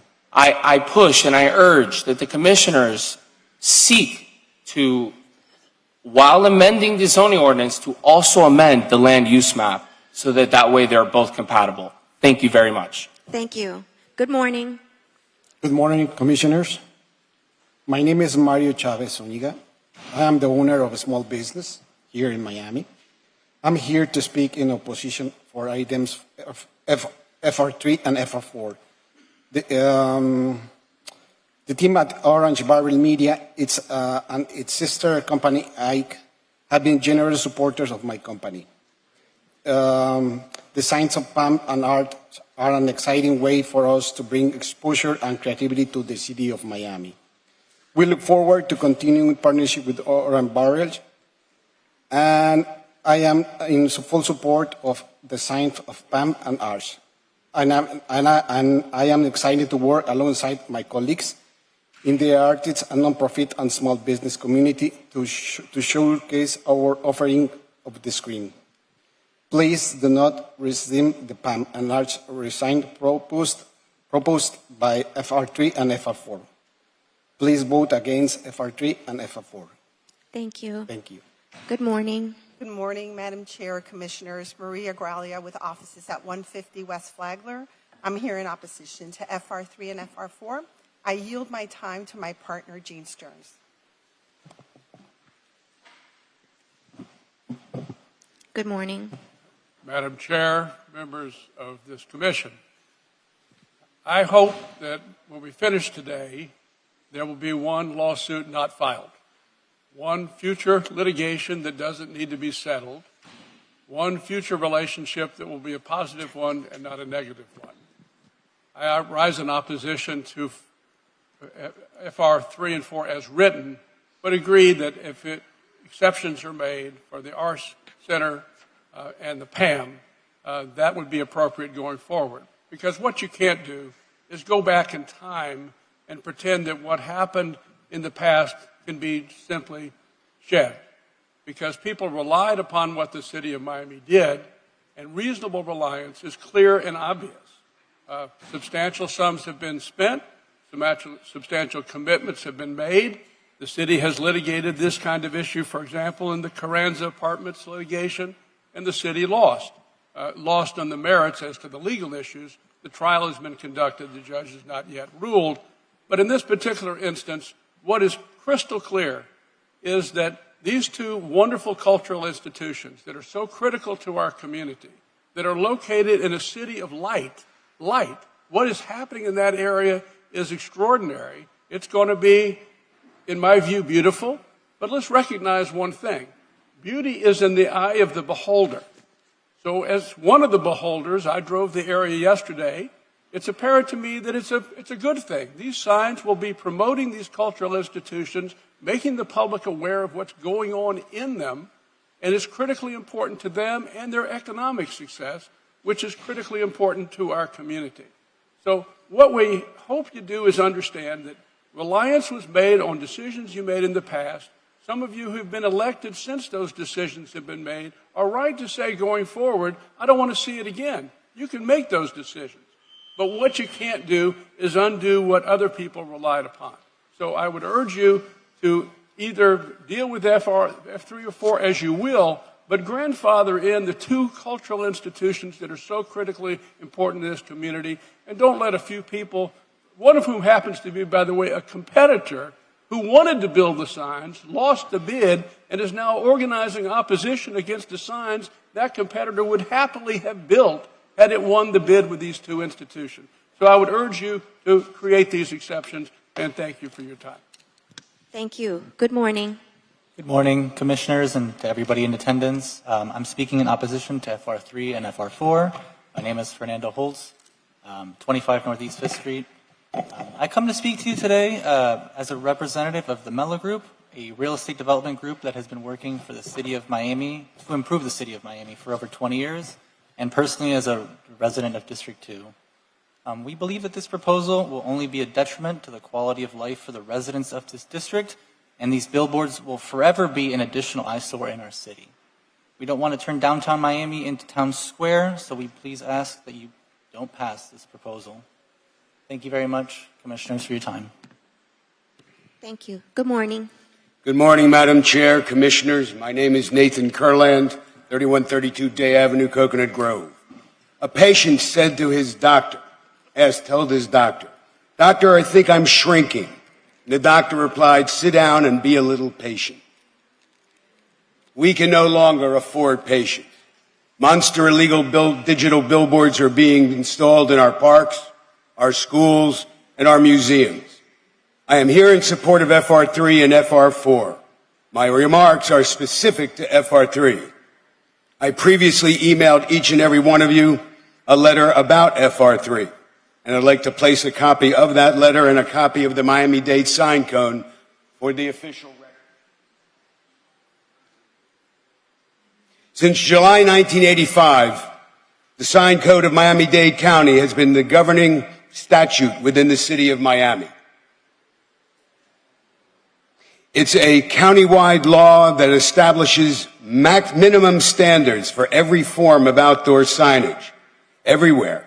Cities may enact more stringent standards, but not less restrictive standards.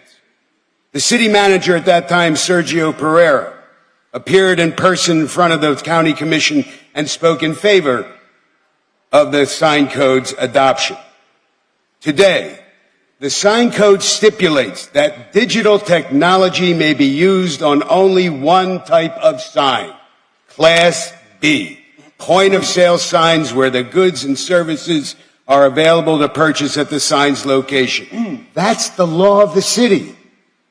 Pam and Arsh say they intend to operate the digital signs as Class C commercial structures. That clearly violates the law. Pam and Arsh decided to operate their Class C-B signs as Class, Pam and Arsh decided to operate the signs as Class B, their signs would still be illegal. The sign code requires a minimum of 10 acres for a Class B sign. In addition, the signs for Pam and Arsh exceed the size limits. Pam and Arsh are fine institutions, but they are not above the law. Vote yes for FR3 and FR4. Thank you. Good morning. Good morning, Commissioners. My name is Gino Moreno. I'm a resident of Miami. I'm asking to vote against FR3, FR4. Such a measure would remove a substantial amount of revenue for cultural institutions like the Pam and Arsh, world-class attractions and destinations for artists around the world. I think we should protect these institutions and encourage their growth. These projects will allow such growth, ultimately cultivating the arts and culture in our community. Again, I urge to vote against FR3, FR4. Thank you for your time. Thank you. Good morning. Good morning, Commissioners. My name's Tim Schmann. My address is 3301 Northeast First Avenue, a proud resident of D5. I worked in Bayfront Park for more than 25 years and ran the place for more than half that time. And the one thing I always hated was when people second-guessed me. It just would drive me crazy. So since 2017, when I resigned, I have, watched what goes on in the parks and been supportive for most of the time. But the signs are a bridge too far for me. The signage on Biscayne Boulevard was assaultive when I drove around the corner this past weekend. The sign adjacent to Pam makes me wonder what Herzog and de Meuron would have said had they been told before the building was put up that this billboard was going to be placed next to them. Now, as a manager of a public facility, I can assure you I understand the need for revenue streams. You look everywhere, in the couch, under the car. But there must be better ways for us to fund public spaces and our public institutions. So when you look at that sign, the one on Biscayne Boulevard is particularly assaultive. When you look at that sign, is that what you want people to see when you say that Bayfront Park is our premier public facility? I don't think so. So anything you can do to change that would be great. Thank you for your time. Have a great day. And it's nice to see you all again. Thank you. Thank you for coming. Good morning. Good morning. My name is Evan Newstatter. I live in the Edgewater neighborhood at 2150 North Bayshore Drive. I'm here to speak in opposition of FR3 and FR4 and convey my support for the media installations at the Arsh Center. I'm a season ticket holder of the Arsh Center. I walk there to see the shows and performances. It's very much a part of where I live. I go past where the proposed signs are going to be every single day on my way to work. We've seen the renderings. I mean, these are artistic signs. They look good. They're going to contribute to the vibrancy of the urban core, which is where we live. And the Arsh Center and the PAM, they're all part of that central urban core cultural area, which really makes Miami a unique, special, and vibrant place. Moreover, we just heard, it's my understanding that the permits and appropriate approvals, ordinances are in place for this to happen. And we just heard that litigation might be in the wings if FR3 and FR4 were to be to pass. I'm a citizen of this area. The last thing I want is to foot the bill for a lengthy, costly litigation that's just going to prolong this by I don't know how long and how much money. And that's just a practical consideration I urge you all to take. Thank you so much. Thank you. Good morning. Good morning. John Dolson, 4205 Lennox Drive, Coconut Grove, District 2. These signs should never have been authorized. There was not a District 2 commissioner present when this proposal went through.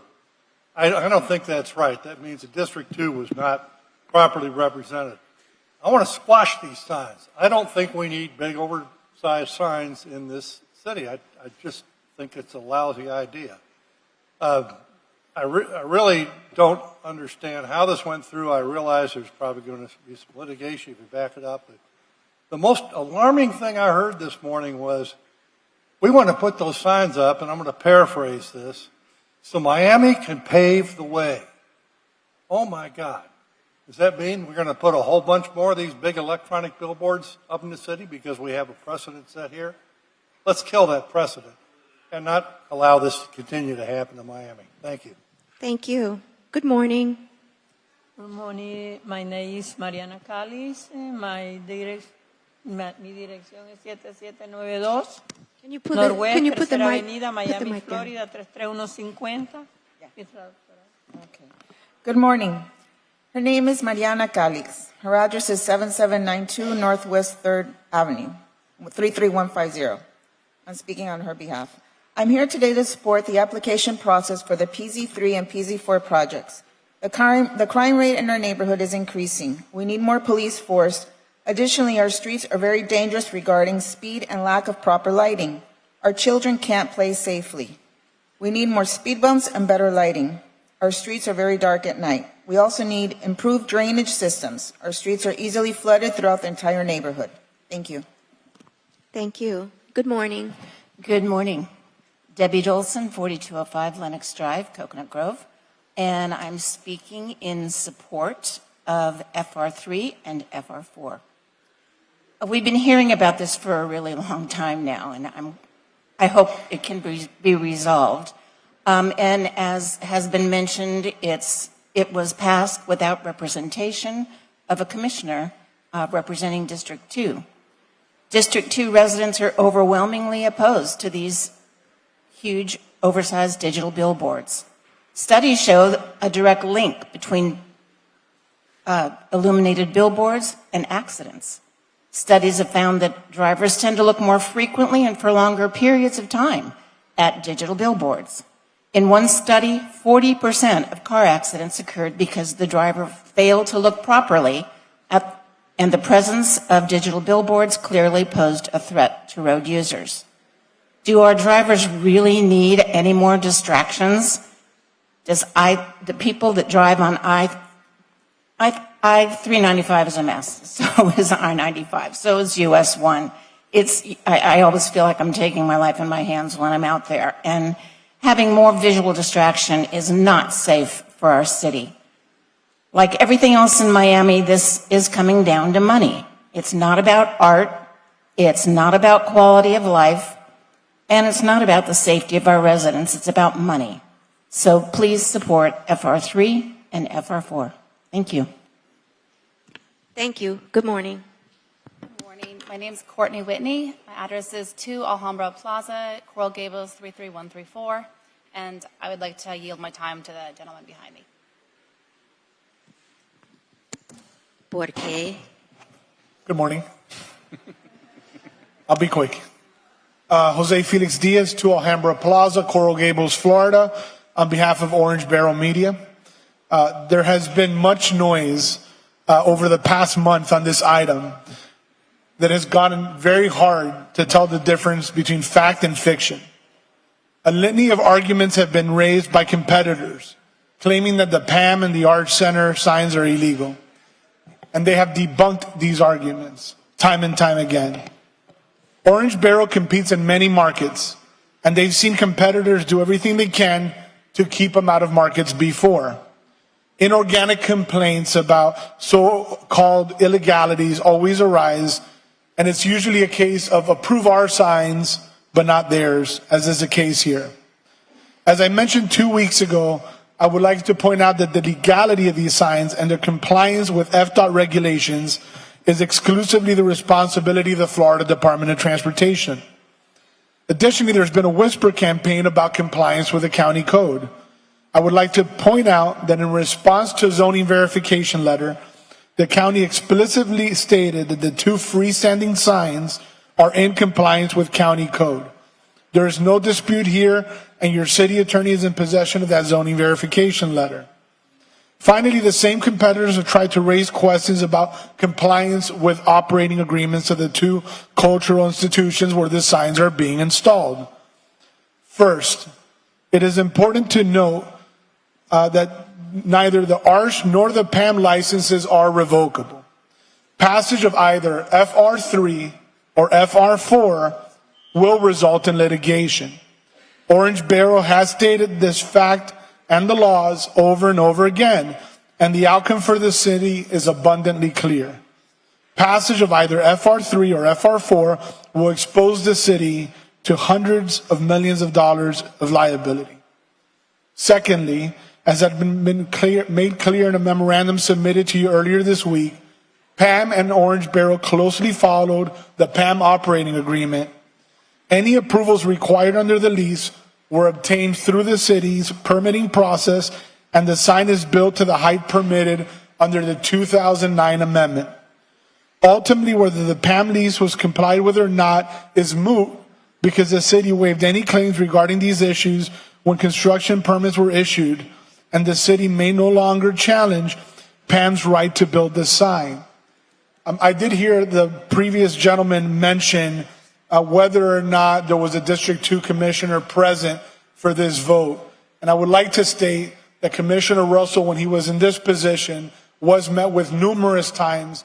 And not only was he in approval of this ordinance, he actually voted in favor of it on first reading. He just was not here for second reading. It is this body's prerogative to amend the code and prohibit new signs in Bayfront Park or any other location throughout the city. However, the Commission may not rescind the rights of PAM and ARCH to complete the construction of these signs without violating their basic rights. Thank you. Thank you. Good morning. Good morning, Madam Chair. Thank you very much. Gary Ressler, 169 East Flagler Street. As chair of your Downtown Development Authority's Quality of Life Committee, I spent the past weeks fielding and listening to feedback about the LED billboards from residents and institutions alike, who simply do not want these oversized billboards constructed. Last night alone, I spent 2 hours at a DNA forum to discuss the billboards. Not one resident spoke in favor. Not one. You will note, in fact, the only people speaking in support of these lighting advertisement billboards have vested interest in doing so. They are lobbyists, they are lawyers, employees of Orange Barrel Media, their personal friends and associates. This is a classic example of moneyed interests fighting the interests of your constituents, the people who live in downtown Miami. I implore you to pass both FR3 and FR4, repealing the billboard ordinance and enacting a moratorium. Finally, as a board member of the Flagler District Business Improvement District, we also ask the Olympia Theater be removed from the list of eligible cultural institutions on which these billboards can be erected. Thank you. Good morning. Good morning, Chairwoman. James Torres, President of the DNA. As President of the DNA Downtown Neighbors Alliance, I'm here to represent the voices of the Miami City residents within the core of downtown, who deeply value our community and our skyline. Our message is simple. Please vote to stop the installation of the 1,800 square foot billboards within the PAM and the Adrian Arts Center. The recent actions by Orange Barrel Media behind the monster have finally shown their true colors. First, they go behind the scenes and working in the shadows with no community involvement to propose the giant billboards within the skyline. Secondly, now Orange Barrel Media is holding our city hostage and threatening a $100 million lawsuit. Let's be very clear about that. They're holding us hostage. Let's be clear on the behavior of how things happen. If I was a bank robber or a terrorist, the first thing I'm going to do is I'm going to hold the community hostage. That's exactly what Orange Barrel is doing by trying to intimidate the community and everyone else around us. And what do? They turn around and tell you, if you don't give me what I want, I'm going to kill you. That's literally what they're saying to us in a Hollywood movie. As we move forward, we've had many outreaches with Worldwide Amherst Media, another company that's trying to seek billboards. However, there's a little bit of a difference here. In the last 2 weeks, we've met with them on a regular basis addressing the billboard signs, and they've made concessions to the community of the downtown. They're willing to work with us and be proactively. And this is the distinct difference between Orange Barrel and everyone else. So I kindly say, bring on the litigation, because at the end of the day, it's about community. Thank you. Thank you. Good morning. Good morning. My name is Pedro Amos. I'm here to speak against FR 3 and 4 in opposition of. To the gentleman's point, I don't know that that really makes a lot of sense in terms of the hostage situation. Something was agreed upon and now it's not, and so they're rightfully so. I would seek retribution for that. My company's Miami's Best Graffiti Guide. We're a tour company. We do tours in the Wynwood area, and those billboards have been extraordinarily effective in small and local businesses. I also have a gallery in Little River as well. As a native of Miami, I don't see the issue with that. I am not a tourist. I've seen, everything, develop in the last 20, 30 years, unbelievably so. And I'm of the school of adapt or die. I mean, all the points of view of, obstruction of views and, car accidents, and I mean, there's cell phones and driving is dangerous as is. A billboard is not such a big deal. It was agreed upon. I don't understand why we would go into a $100 million litigation. This is something that's done. And those are my 2 cents. Thank you so much. Thank you. Good morning. Good morning, Commissioners. Lani Ferro, 8530 Northwest 23rd Street, Miami, Florida, 33126. And I yield my time to the gentleman behind me. Good morning, Madam Chair, Commissioners. Mike Llorente, 3800 Northeast, First Avenue, and we represent Outfront Media. Several hundreds of millions of dollars. That's what you're being told it will cost you to assert your rights under a lease agreement. I say that's total nonsense.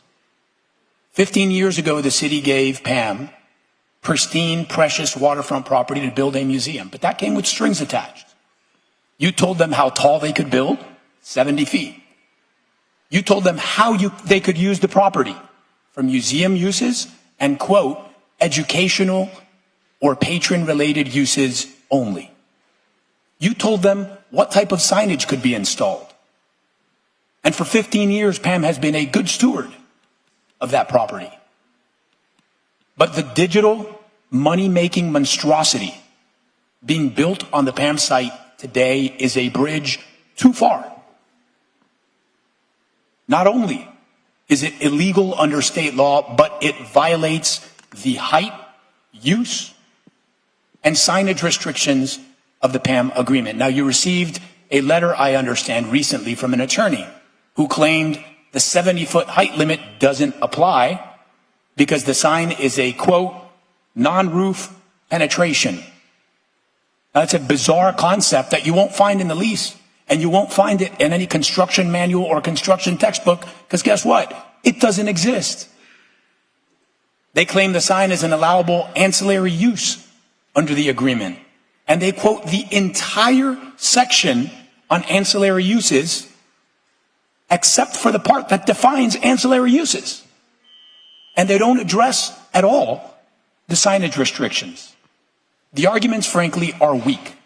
But you're being told that if you wish to challenge those arguments, it will cost you hundreds of millions of dollars. Well, guess what? That's not how contracts work. If you believe that a lessee is in violation of an agreement, you have the right to let them know. Give them an opportunity to cure, and if necessary, take it before a judge. Happens every day in the city of Miami, and it doesn't cost hundreds of millions of dollars to do it. I'd like to address just one final point, because it's been mentioned multiple times in writing and here today that my client at one point sought to build the very signs we now oppose. Not true. Our client operates within the bounds of the law and has never offered or suggested to build any type of sign that doesn't have an FDOT permit or comply with the state statutory requirements. Our client has never sought to build an illegal digital monstrosity like the one being built at PAM today. Thank you very much. Good morning. Good morning. I'm here to speak in favor of FR3 and FR4. My name is Fayez Thanos Vasquez. I'm opposed to the LED signs that it seems like some with heavy influence would have litter every corner of our beautiful city. Sorry? Your name again, sir? Fayez Thanos Vasquez. Thank you. Do not forget the hundreds of residents who spoke against these signs in the previous meetings, even though they might not be here today, even though there's a significant amount today. In regards to FR6, which would repeal in its entirety Chapter 37, Section 8 of our code regarding panhandling in certain areas, it would be nice to see our city be proactive in removing unconstitutional sections of our code before lawsuits require it. And I am happy to see that FR6 is here. Thank you so much. Thank you. Good morning. Good morning. My name is Sharon Kirby, and I live at 801 North Venetian Drive, Biscayne Island. I'm the Vice President of Venetian Way Neighborhood Alliance. We urge you to vote for ordinances FR 3 and 4 proposed by our Commissioner Damian Pardo. These ordinances reverse the recent proposals to permit huge LED billboards advertising items not available on their site, which is illegal under county, state, and federal law. Please vote yes on FR 3 and 4 and protect our semi-tropical community with these illegal, enormous blights. And we hope the Commissioners Reyes, King, and Galballo will join with Commissioner Pardo on this election. Thank you. Thank you. Good morning. Good morning. Nicole Desiderio, 900 Biscayne Bay. I've lived in Miami for 18 years and South Florida all of my life. I am speaking here on item FR3 and FR4 regarding the oversized LED billboards. We have a group chat in my building that consists of hundreds of residents, and although many of them could not be here today to speak, I can attest that no one in my building wants these LED billboards. I also attended the virtual town hall last night where not one resident was in support of these LED billboards. No one wants them. It completely changes the skyline and the overall aesthetic of downtown Miami. We are not Times Square, we are not Las Vegas, and we would like to preserve the natural beauty of Miami as much as possible. In any other city or state, it is extremely, extremely difficult to get billboards approved, and this is because the residents don't want them. As you are aware, this ordinance was passed while there was no District 2 commissioner in place, and the previous District 2 commissioner that sponsored this item has since been jailed and removed from the commission. It is clear that this item should never have been approved to begin with. I ask that you not allow these oversized LED billboards to continue. In another matter, I ask that you remove Joe Carollo as the chair of the Bayfront Park Management Trust and replace him with our District 2 Commissioner, Damian Pardo. Thank you. Thank you. Good morning. Good morning, Chairwoman King, honorable commissioners. 100 feet high, 1,080 square feet. We have a lot of well-meaning people who have come here today. Then when they're finished, they're going to go home to Pinecrest, Coral Gables, Key Biscayne. You'll never see a sign like that in those neighborhoods. Not in my backyard. Pollution. The Environmental Protection Agency defines pollution as any substance that offends the senses and sight and produces an undesirable environmental effect. Light pollution is defined as over-illumination, 1,080 square feet at 100 feet high. Who's really going to be monitoring the content on these signs? There has to be driving advertising revenue. Can't wait to see Club 11 24/7, 365 this exit. I leave you with two thoughts.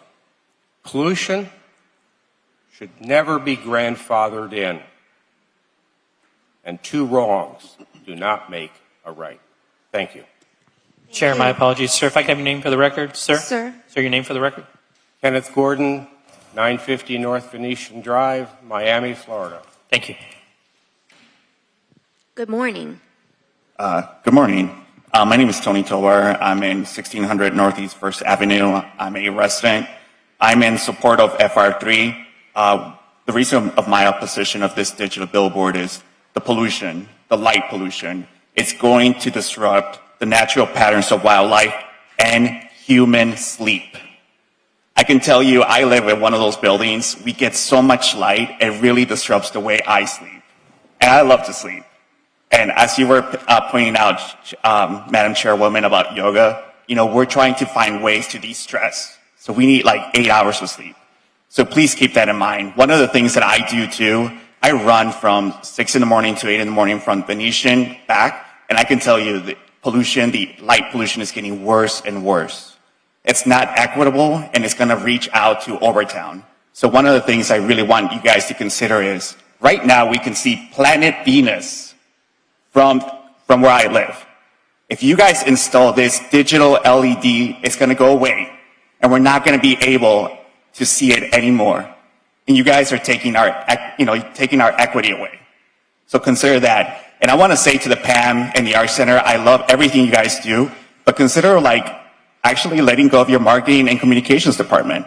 If they cannot get the word out to the community, then it tells you right away that you guys are not investing on the right people, or you're not investing on the good ways on doing community relations. Thank you so much. Thank you. Good morning. Good morning. Javier Avignon with the law firm of Bills and Sundberg, 1450 Brickell Avenue, here on behalf of NTWW, New Traditions Worldwide Rush, the company that Mr. Torres referenced that has been meeting with the neighbors to distinguish ourselves and our signs and our process from the other signs that seem to be creating quite a bit of noise. And our signs are, just to clarify, 393 square feet in size, so under 400 square feet in size, not 1,800. We went through a robust process, independent of the ordinance that has been referred to, that was passed by a prior board. We went through a robust process that included issuance by the city of a license agreement that specified the specific location, specific size of our signs.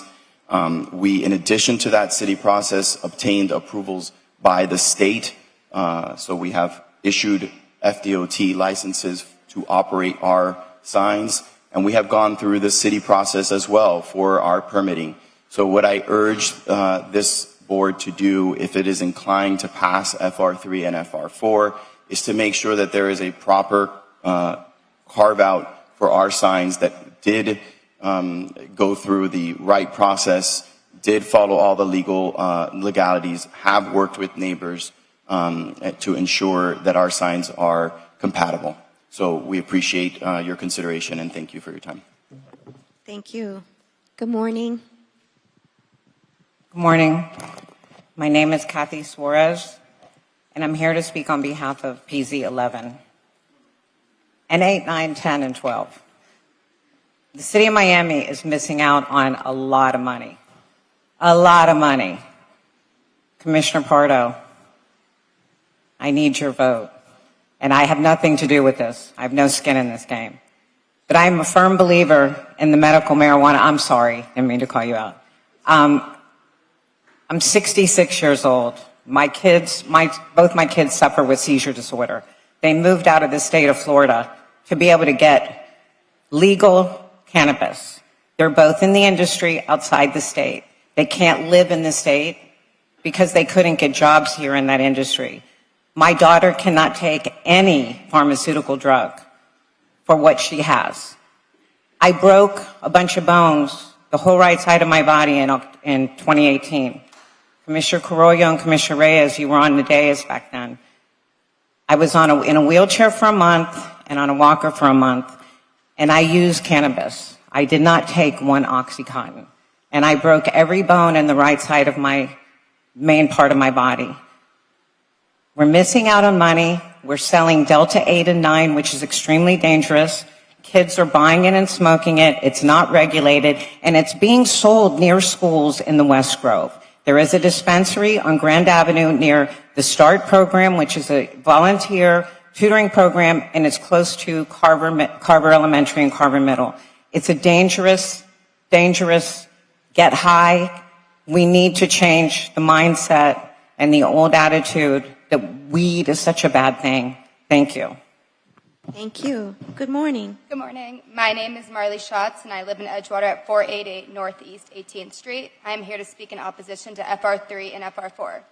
I think that the proposed signs will look great, and it is laughable that these specific signs are being targeted, considering there are 10,000 square feet illuminated murals all over downtown at every corner. Thank you so much. Thank you. Good morning. Ma'am? Okay, go ahead, ma'am. Hello, my name is Alex Ledesma. I'm the Vice President of the Downtown Neighbors Alliance and the President of Met One Condo. As you know, the downtown core, we represent about 30,000 residents, and we are in favor and support of FR3 and 4 for many reasons. And as you know, just 2 weeks ago, we had many residents here speaking their mind, opposing the LED billboards. We've had several town hall meetings this week, and not one person agreed on these LED billboards. Some of the billboards, as you know, like we had no choice. It's like being shoved down our throat with any residential outreach. And as I said last time I spoke, you all, and so am I. I work for the government for 42 years and still working. As a public servant, we all took the oath to swear, to protect and serve. You, as commissioners, I'm begging you, I'm pleading to protect the residents and the community the reason why you're sitting there is because we want you to do the right thing. Forget about the money. This whole situation of this is revenue here and here. We don't care about the revenue. I mean, just the park alone has $26 million in their account. Okay? We want the quality of life. We want the respect that in the event something should happen in our community, that you voice it to us and let us be part of the decision making, or at least be able to voice it. Thank you, and have a wonderful day. Thank you. Good morning. Good morning, Commissioners. Thank you all for being here. My name is Christy Tasker. I live at 150 Southeast 25th Road, which is right near the Rickenbacker Causeway. In terms of PAM, I'm going to speak on the signage ordinance first. First of all, PAM was a land that was paid for by the people of Miami and the city of Miami-Dade. The 70 feet height restriction should be evident of what should have been allowed to begin with. In the public-private partnership, they are threatening to sue the very commission that approved the partnership to begin with. The signs themselves are larger than most condos in downtown, and I have not had a single person call my office in support of these billboards. Matter of fact, everyone is extremely upset. I'm a huge advocate for artists and small business owners. I'm very surprised to hear small business owners actually here in support of these. So I ask the commission in the future, can you guys please put in something so that we don't have paid supporters up here speaking that do not, number one, live in the city itself, and also make sure that we're following up with that. I think that would shorten your lines a bit. And do not buy into the threats from PAM attorneys. PAM has already failed the community by littering property with homeless encampments. I have personally seen these encampments myself. I have photos and I have videos from walking with downtowners. Now they want light pollution and pole pollution. We don't need either. Matter of fact, we need to remove a lot of the poles that are in our parks already and a lot of the digital billboards that are blocking our sidewalks. And just imagine the cost and the increases in insurance, automobile, and all types of insurance from these lighted billboards that we already know cause problems and health problems. I have not seen a single social media advertisement from PAM, which could have been easily used, which would be very economical if they were trying to use it for marketing purposes. Thank you all.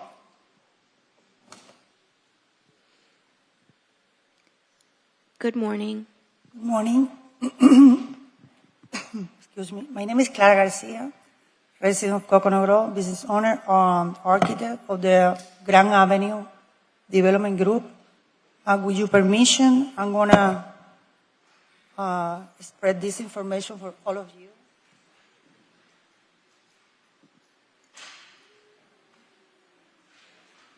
Mrs. Pardo, thank you for you to be part of our district, and we are very glad that you are our new commissioner. And we know that you are very encouraged to do something better for West Coconut Grove. We really need it.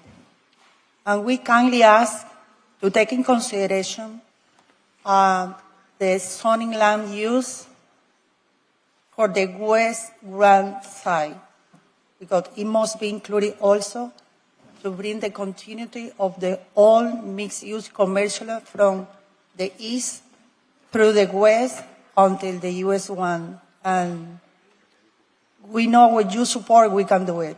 We bring in this paper many ideas that the developer want to do for the community in the very way to serve the community with affordable housing, encourage the cultural activities, etc., etc. We would like to have a meeting with you to discuss in person our proposal. Thank you. Thank you. Good morning. Good morning, commissioners. Thank you for being and meeting with us this morning. My name is Darlene Fajardo. I live in 3720 Kumquat Avenue, and I'm going to be talking about PZ5. Again, Commissioner Pardo, I'm very happy to have you in our district leading us.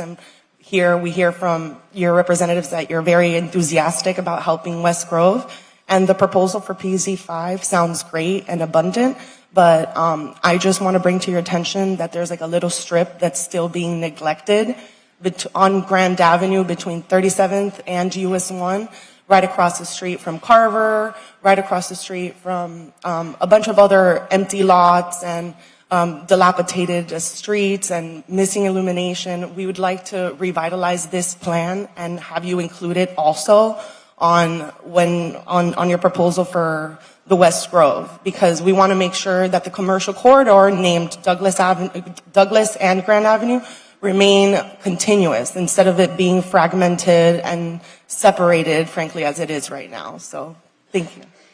I agree. Thank you. Good morning.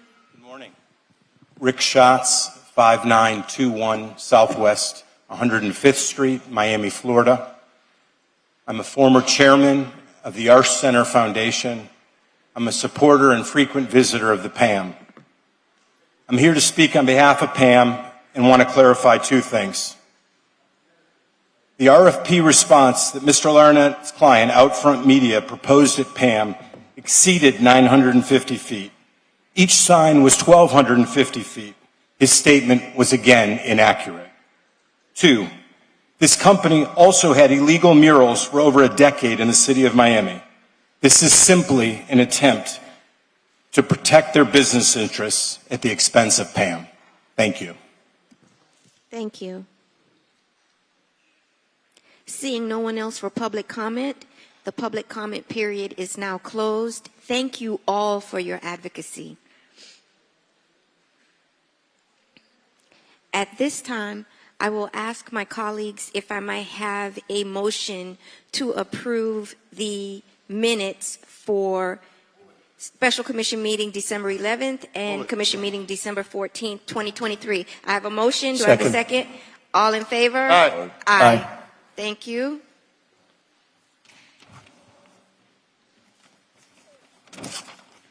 At this time, may I have a motion to pass pocket item 1?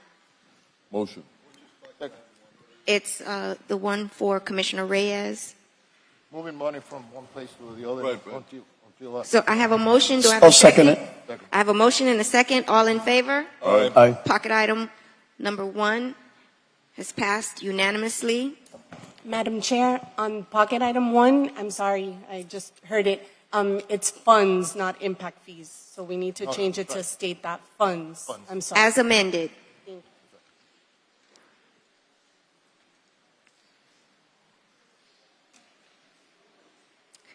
With respect to the consent agenda items, do I have a motion to pass CA 1, 2, 3, 5, and 6?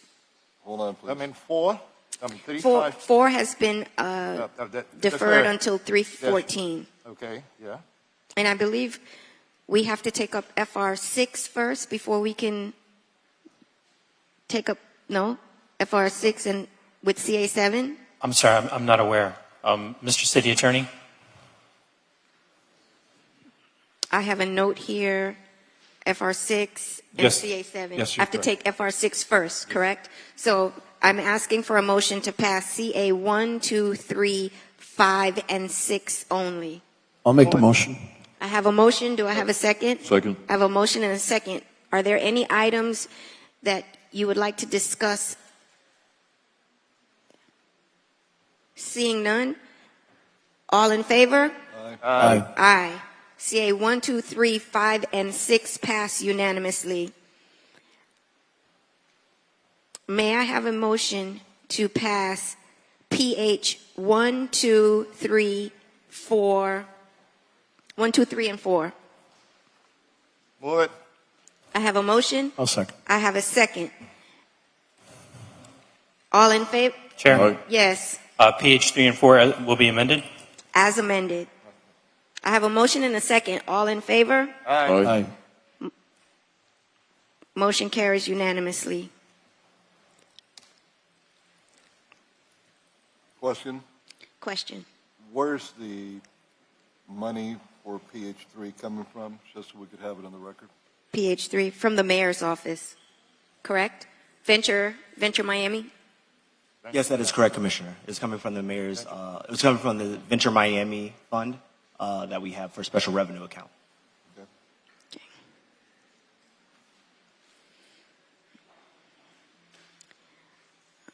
May I have a motion for the RE items, RE 1, 2, 3, 4, 5, and 6? I move it. Discussion for budget items. Hold on a second. Todd? And RE5 will be as amended. RE5 would be as amended. You would like to take something out for discussion? RE2. RE2. So we'll exclude RE2. May I have a motion for RE1, 3, 4, 5, and 6? Move it. I have a motion. Do I have a second? Second. I have a motion and a second. All in favor? Aye. Motion carries unanimously. And Chair, just for the record, RE3 is to be co-sponsored by Commissioner King. Right. That was one. Father Major's daughter was here. She had to leave. I'm sorry that she couldn't be here for us to pass it unanimously, but Yes. yay. I'm sorry, Commissioner. No, we just said 1, 3, 4, 5, and 6, correct? Correct, because we're going to go back to RE2. Yep. Okay.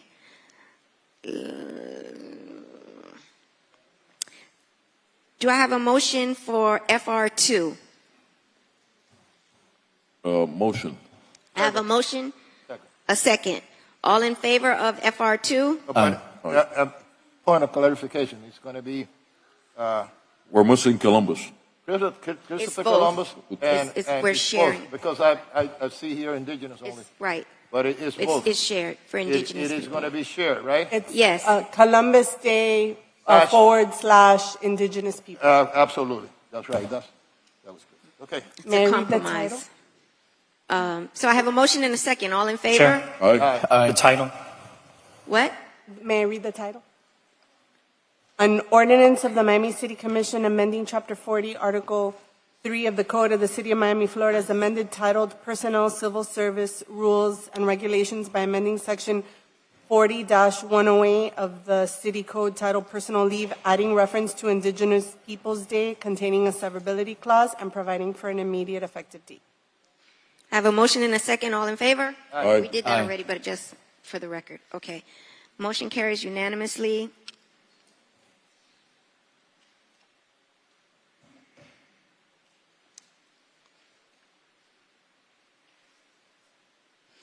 Madam City Attorney, would you read into the record the titles of the PZ items, the planning and zoning items that are remaining for consideration, please?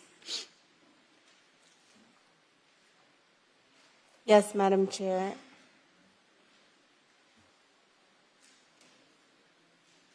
Okay, PZ 1 and 2 were Indefinitely deferred. indefinitely deferred, so I believe we're going to 3 and 4. Thank you, Madam Chair. An ordinance, PZ3, an ordinance of the Miami City Commission with attachments amending ordinance number 10544 as amended the future land use map of the comprehensive neighborhood plan pursuant to small scale amendment procedures subject to 1633187 Florida statutes by changing the future land use designation from duplex residential to low density restricted commercial of the acreage described herein of real property at 7816 Northwest 2nd Court, Miami, Florida, as more particularly described in Exhibit A, attached and incorporated, making findings and providing for an effective date. Then PZ4, an ordinance of the Miami City Commission with attachments amending zoning atlas of ordinance number 13114, the zoning ordinance of the City of Miami, Florida, as amended by changing the zoning classification from T30 suburban transit zone open to T40 general urban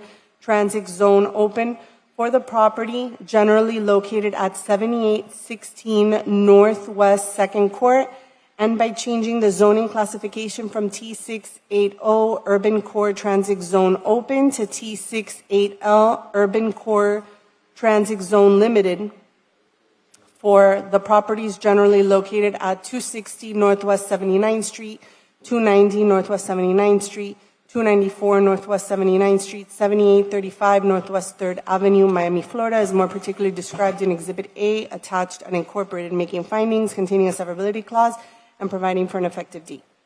May I have a motion to pass PZ 3 and 4? Motion. I have a motion. Do I have a second? Second. I have a motion and a second. All in favor? Aye. Aye. Motion 3 and 4.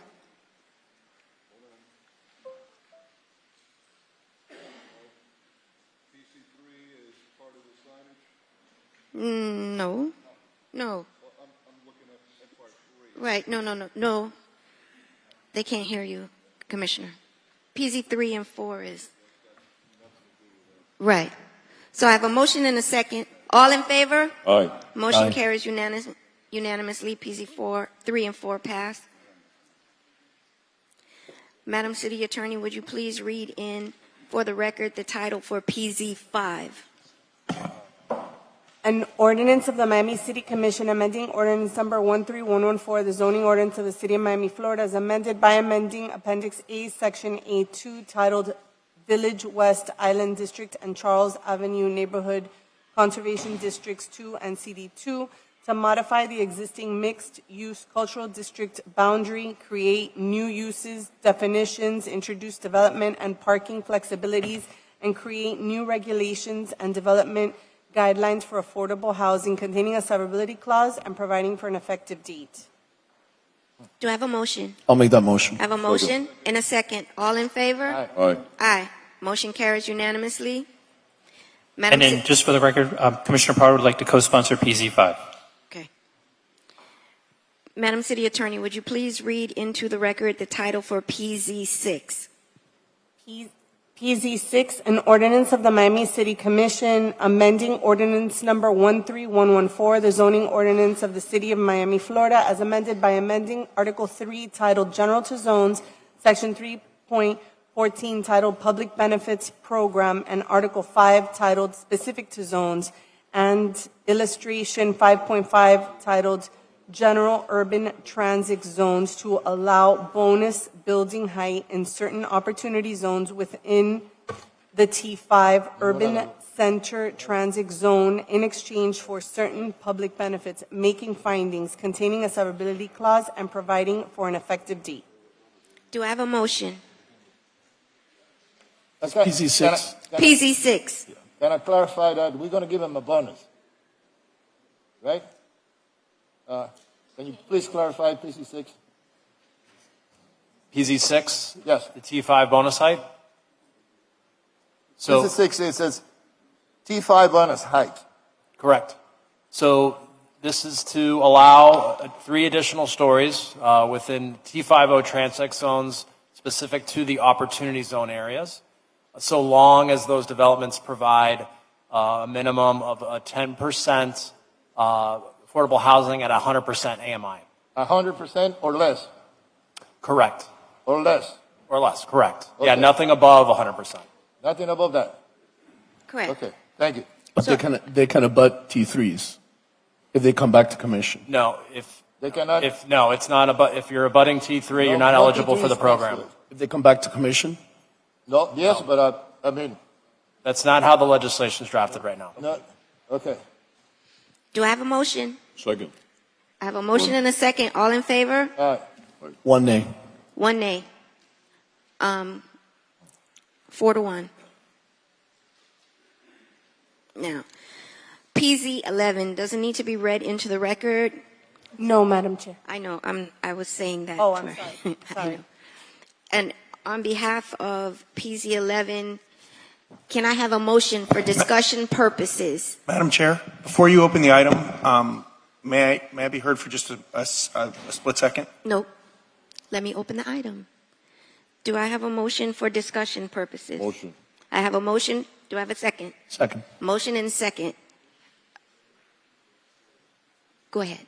Madam Chair, our council is going to be here to argue our appeal on this issue, but I don't know his location presently. Our phones are both apparently out and impacted by this AT&T outage.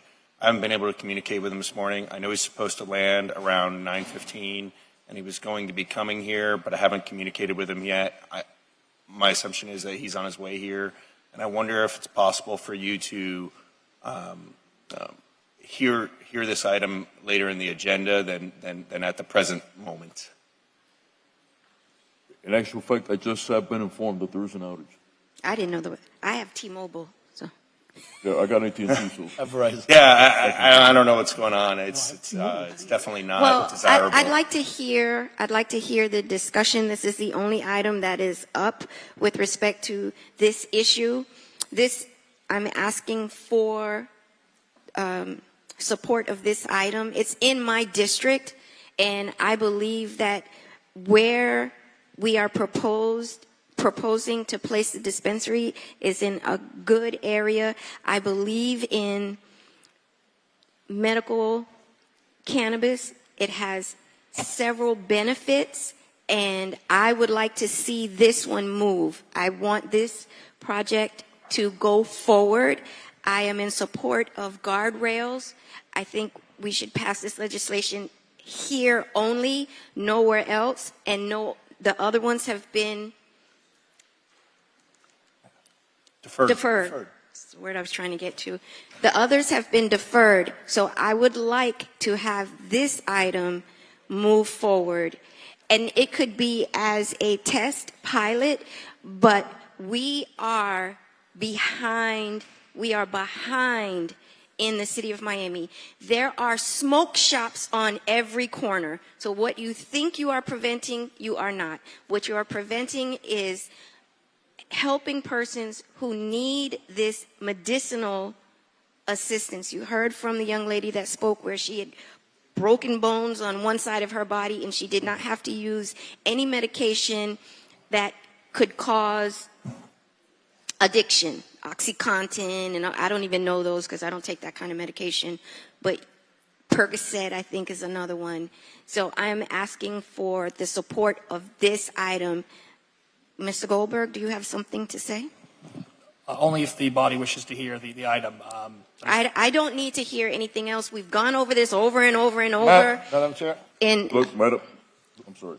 Commissioner Reyes raised his Yes, hand. yes. You know my position on this. I know your position. Hold on a on it. second. Well, hold on a second. I'm not stopping you. I know your position. No, I know, but sometimes you just turn my mic No, off. I'm not going to do that. I'm not going to do Okay. You see, my position is that unless we have the rules already in place, if we make an exception in this, we are going to be asking for exception every other place. And I'm real afraid that what is happening now, it is quite dangerous. And yesterday, I talked about the smoke shops, and I asked the city manager and the police department, what the hell are they doing there? They're still selling some DP something, which is highly addictive. Highly addictive. And the problem that we have in our schools is tremendous. I believe that if medical marijuana helps people that are sick, it should be controlled as any other drug. Because you can call it whatever you want, but it is a drug. And we don't have a clear definition of the federal government about this. We don't have it. And that's what I've been asking for a long time.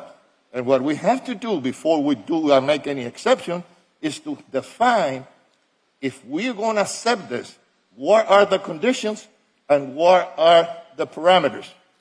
Because what I don't want, you go to New York and people, because of medical marijuana, it came from medical to leisure. And you see people smoking on the corners, kids smoking marijuana in school. And now, without having distribution, we have a problem in schools. We have a big problem in schools. As a teacher, I can tell you that many of my colleagues have been talking about this. And the biggest problem we have is the easiness of getting getting from a doctor or from whatever, you get a permission carnet or whatever you're going to call it. Prescription. No, not prescription. It is a prescription. Well, no, if you have a card, you're done. You can do it. And it is issued by a doctor or whatever. It is very easy to obtain. You see, very easy to obtain. What I want to do is place constraints and place some, boundaries and where they can be and how can we do. It's not only, my complaint is not only about medical marijuana. If it is medical, it should be, and I think the state missed the ball. If it is medical, it should be distributed through pharmacies with doctor's prescription. Because now it is a free-for-all. And I want also to, and I asked the chief of police that will be more strict on those vape shops that they are destroying our youth. Okay? And that is my opposition, and I'm going to be opposed to it until we have a clear definition on where they can be, how far from schools, how far from one another, what can they sell, what they cannot sell, etc., etc. And I've been asking for that, and I haven't gotten anything from it. So my vote is no. Commissioner Gabella? Yeah, I share the same concerns. In my district, as it stands, I would not do it now. But I respect the commissioners' districts. I represent D1, and this is going to be in your district, and I respect you. And if you think it's going to be something safe for your district, or you want to do it, I will support you. But just for the record, I am also against this. I believe we need to put some rules in place. There's also in Tallahassee, I understand there's going to be some legislation. It's going to be a vote up or down. Maybe we should wait for that. But it's in your area again, and if you're not concerned, I will, But, Madam Chair, if I may answer to that, what I don't want to open up is the door. Yeah, no, I heard you. If we accept one, I don't know if we can take them to court, because why them and not me? Mr. Goldberg, can you respond to that? Can you respond to that, Mr. Goldberg? I'm sorry, can you repeat that question? I apologize. If we approve this one, are we obligated to approve any others? I don't believe so. And again, I'm introduce myself, Dan Goldberg, zoning administrator. I don't believe so. These are appeals of denials of certificates of use. Each one is related to the property for which it was applied for. Each one is specific to the property. It does not open the floodgates. They would still have to be approved by this commission. Is that correct? And I am in favor of guardrails. I am in favor of smart legislation, and that is why I supported the deferrals of the other ones, because I don't want to see them near schools or parks, but this is neither near a school nor a park. One last question. Madam City Attorney, are we liable if we do this? So we already have one. We granted one already. And as Mr. Goldberg says that it is specific to the property, right now my position is, because of the conflicts between state and federal, that it's not allowed. So technically it's not allowed. However, if you are granting the CU, I believe that Madam Chair said something interesting, that we could maybe do a conditional use, and you could see what happens after a year with regard to signage, security, no vested rights, and you review it in a year. That may be the happy medium that you're all looking for, but I'm only piggybacking off of that because Madam Chair suggested. Well, no, I think we can move forward with this. Again, no other dispensaries can come and just set up shop, because they have to come before us. It is not near a school. It is not near a park. And the location, I believe, is a good location. And again, I want to make it clear that there are smoke shops that are unregulated on every corner in the city of Miami. So this is not your problem. The smoke shops may be your problem, but the dispensaries that are going to provide medically necessary cannabis for people who need it is not your problem. Madam Chair, and under the law, they can only sell and dispense the product with which they're licensed to sell under the law. Thank you. So they don't sell any other items in these places. Thank you. So I have a motion and a second. All in favor to grant the C? Oh, you want to say something too? Wait, go ahead. Commissioner, Vice Chair. You're saying that. Put your mics down. You're saying that we have all these smoke shops in every block, and frankly, Chairwoman, in some blocks you got 2 and 3. Yeah. You do. Now, from what I heard you say is that they're selling, having illegal activities being sold from there. I did not say that. Well, what did you say? I did not. I say that we have smoke shops on every corner. Right. I didn't say whether the activity that's happening in a smoke shop is illegal or legal. Well, I didn't say that. I but thought, I did say you have smoke shops on every corner. I thought you went beyond that a little bit and what you finally said. But nevertheless, I see the police chief is here. And Chief, I'm seeing that in my district, like I think every other district here, but in particularly these type of people come to the poorest districts all the time. So in my district, in the poor areas in my district, I got 2 and 3 in every block. What are we doing to make sure that what they're selling there is not illegal? So, still good morning. Manny Morales, Chief of Police. And we're talking about the smoke shops now, right? Yeah. Okay. So I've spoken with Commissioner Reyes about this, and once we had that deep conversation and he shared our concerns, as some of the rest of the commission have, in reference to some illegal activities that are happening at the smoke shops and the vapes, right? We went ahead and conducted an undercover operation. We sent undercover officers into to make buys, went into 10 locations, still when we had some of the mobile ones and then the brick and mortar, and 7 out of the 10 that we randomly picked were selling products that were above the legal level of THC. As we know, the difference between hemp and the THC. So what we did is the state will not prosecute those violations, right? The only time that the state attorney's office will violate any type of marijuana-related crimes is when it's in trafficking, and that's a huge amount. So what we did is we composed a memo, and we are going after their business tax receipts, so they're not able to operate in the city. So that's an ongoing operation, right? It's an ongoing effort. I know that there's been some concerns also about the ordinance and the regulations that passed in reference to the advertisers. There's not going to be any marijuana leaves and neon signs outside, things that would make an establishment more appealing to the younger crowd, right? So what we're doing is we're working in conjunction with code, and we'll have a report as what violations we have of the code. That is not a criminal violation; it's a citation, but we will keep our efforts. But we have seen some issues out of the smoke shops that we're How currently about, dealing with. Chief, you mentioned the mobile ones. I've seen quite a few of the mobile ones, and going through some of my areas in Bayfront Park, they have come there a lot where we've had to call your department to come in. What have you found on the mobile ones?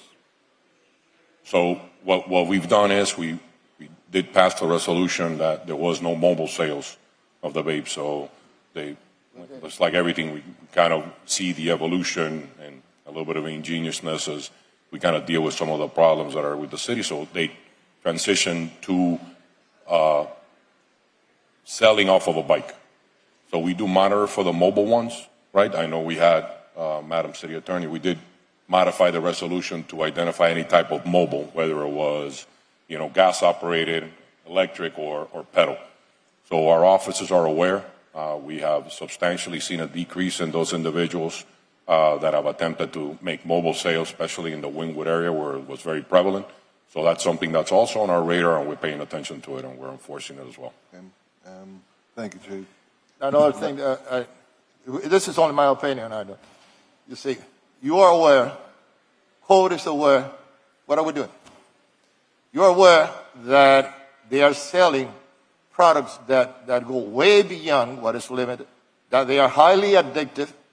There is no difference between a pusher that is pushing in a corner a highly addictive drug and these people that are doing and they have a BTR and a CU.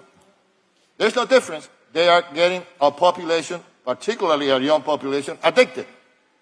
It'll be heroin or whatever it is, they're getting addicted. Okay? And it's a big problem. What are we doing about it? What are we going to do? How can we enforce and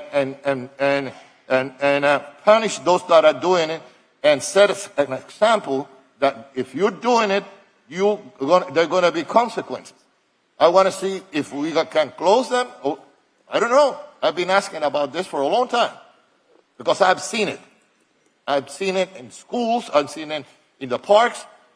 You see, we had a park when I first got elected. Bay of Pigs Park was a drug den. You see, now I want to know what are we doing? What are we going to do now that we know that is happening?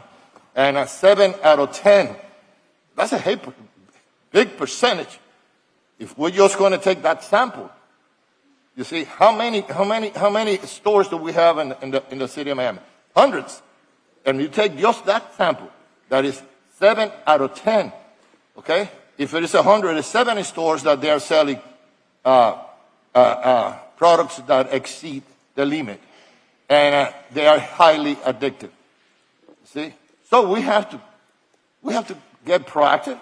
We have to be more, I don't know what we're going to do. Maybe take their BTR away or the CUs away. If you need legislation, you see, tell me how to tell the city attorney to draft it, and I will co-sponsor. But we cannot keep this problem going without not doing anything. We tend to look the other way. Say, well, this. No. It is hurting our youth. It's getting them addicted. Just heroin is addictive, and morphine is addictive. Those products that they're selling are highly addictive. It's the same thing as a pusher in a quarter. Okay?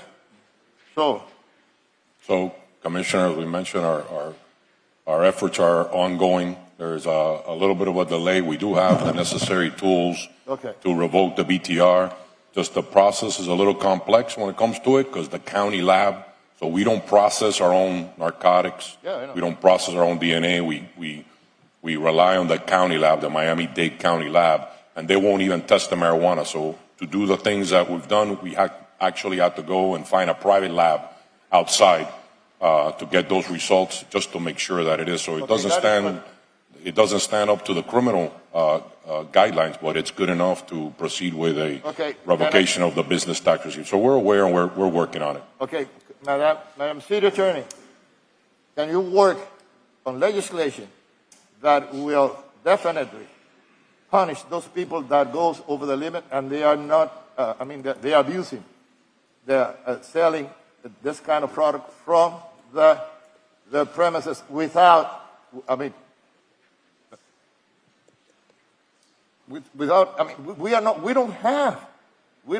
don't think that we have the proper, because I'm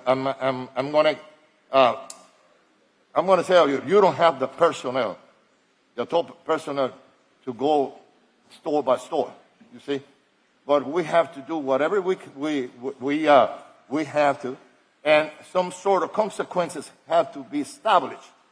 That if they do it, a business is going to be closed or whatever. But we have to establish some consequences for violating the law.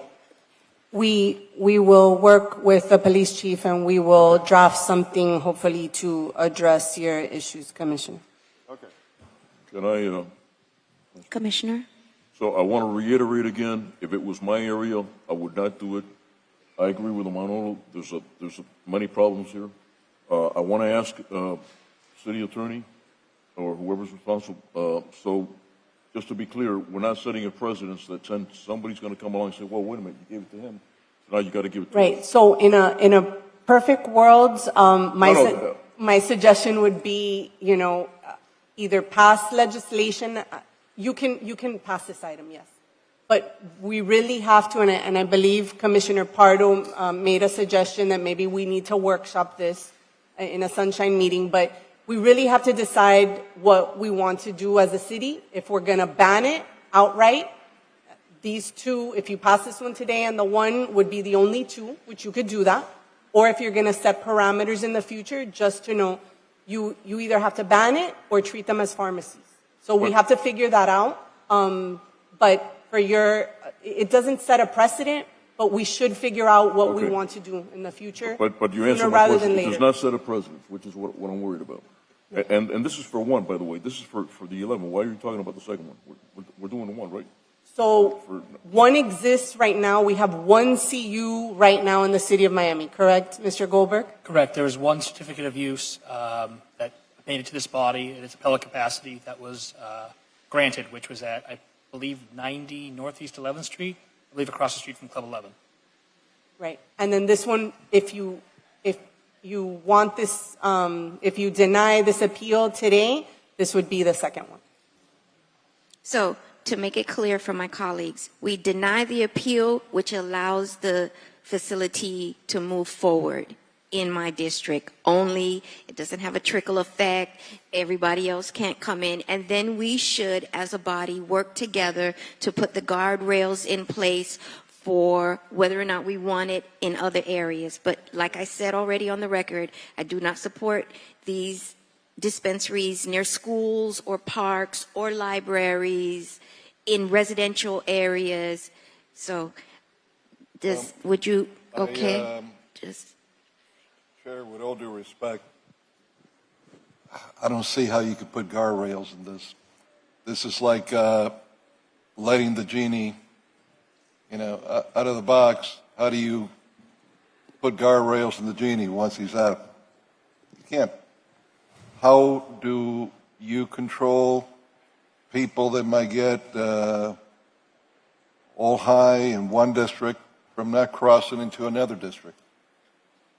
I remember when I was a young man, we would see the movies and laugh of Cheech and Chong. Well, welcome to the world of Cheech and Chong that we live in today.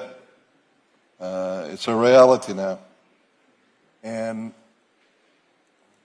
the people that are going to suffer the most are going to be the poor areas, beginning in the black community. Thank God for the grandmothers that are there, many other mothers, that are the ones that are on top of a lot of the kids. They're going to have even a harder time in doing that. In our Hispanic areas, it's going to be the same problem.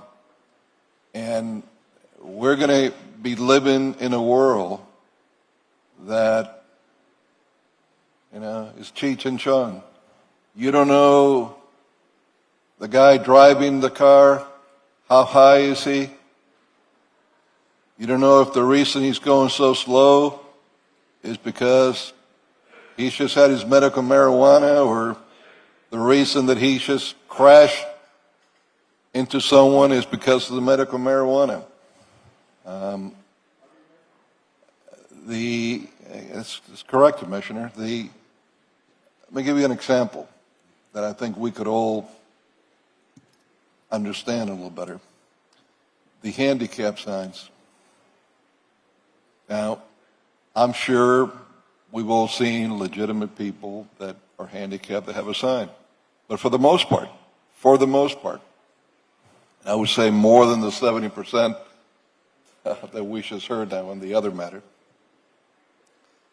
You see people in a shopping center all over our city with handicap signs on their cars, and they're in better shape than most of us. And why do they get the handicap sign? Because all you got to do is call a doctor that you know, or those that just charge you a little bit. They'll ask you a couple of questions and they'll give it to you. That's it. And there's almost no chance that you're going to have any problems. And I submit to you, this is the same thing that's going to happen with the medical marijuana. Everybody that wants to make sure that they're legal, they want to get high, they're going to call ex-doctors. They'll ask them a couple of questions after they charge them some money, and they'll give them their medical marijuana card. Yeah. You get the card, and it's easy. And this is what we're going to be having. It's going to be a free-for-all all over Miami. But by the time it gets that bad, I'm sure I'll be in Shangri-La, so it'll be somebody else's problem. I believe Commissioner Pardo would like to say something. Madam Chair, I share obviously all of these concerns, but I'm committed to bring back the ordinance and perhaps before that do a special meeting. This is a very complicated issue that affects us in many layered ways. I support issuing this and having a dispensary in your district. I think there is an urgent need for people who suffer from many different kinds of ailments, but most than anything else, pain, to be able to receive medical marijuana. So I think it's important to have a dispensary. It is, and my mother shares the same concerns. She is not in favor of marijuana in any form. Let me say that. My mother had shoulder pain a year ago, and I obtained from a smoke shop a balm that she could rub on her shoulder. I didn't tell her what it was. She used it. It helped. It relieved the pain. I had to get a second one. She used it. It relieved the pain so much, she was telling her sister about it in Canada, and they started looking for it. Where can her sister get it? Because she's having issues. I never told my mom what it was. Then I had to confess, this is what it is, Mom. And she was taken aback, but she couldn't argue with the benefits of the ointment. It really alleviated her pain. Her sister couldn't buy it in Canada, but she did have concerns, but she couldn't argue about it because she saw the benefits of it. Again, I understand my colleagues' concerns. I understand your concerns. I think we've talked about it enough, Commissioner. No, I'm going to say it. If it is ointment only. But it's not only ointment. If it is ointment, it's not only I'm for it. ointment. And But it's not. medicinal marijuana helps patients with cancer. It helps patients with seizures, different kind of pains. We cannot say we don't want to help a segment of our population gummies? that are suffering.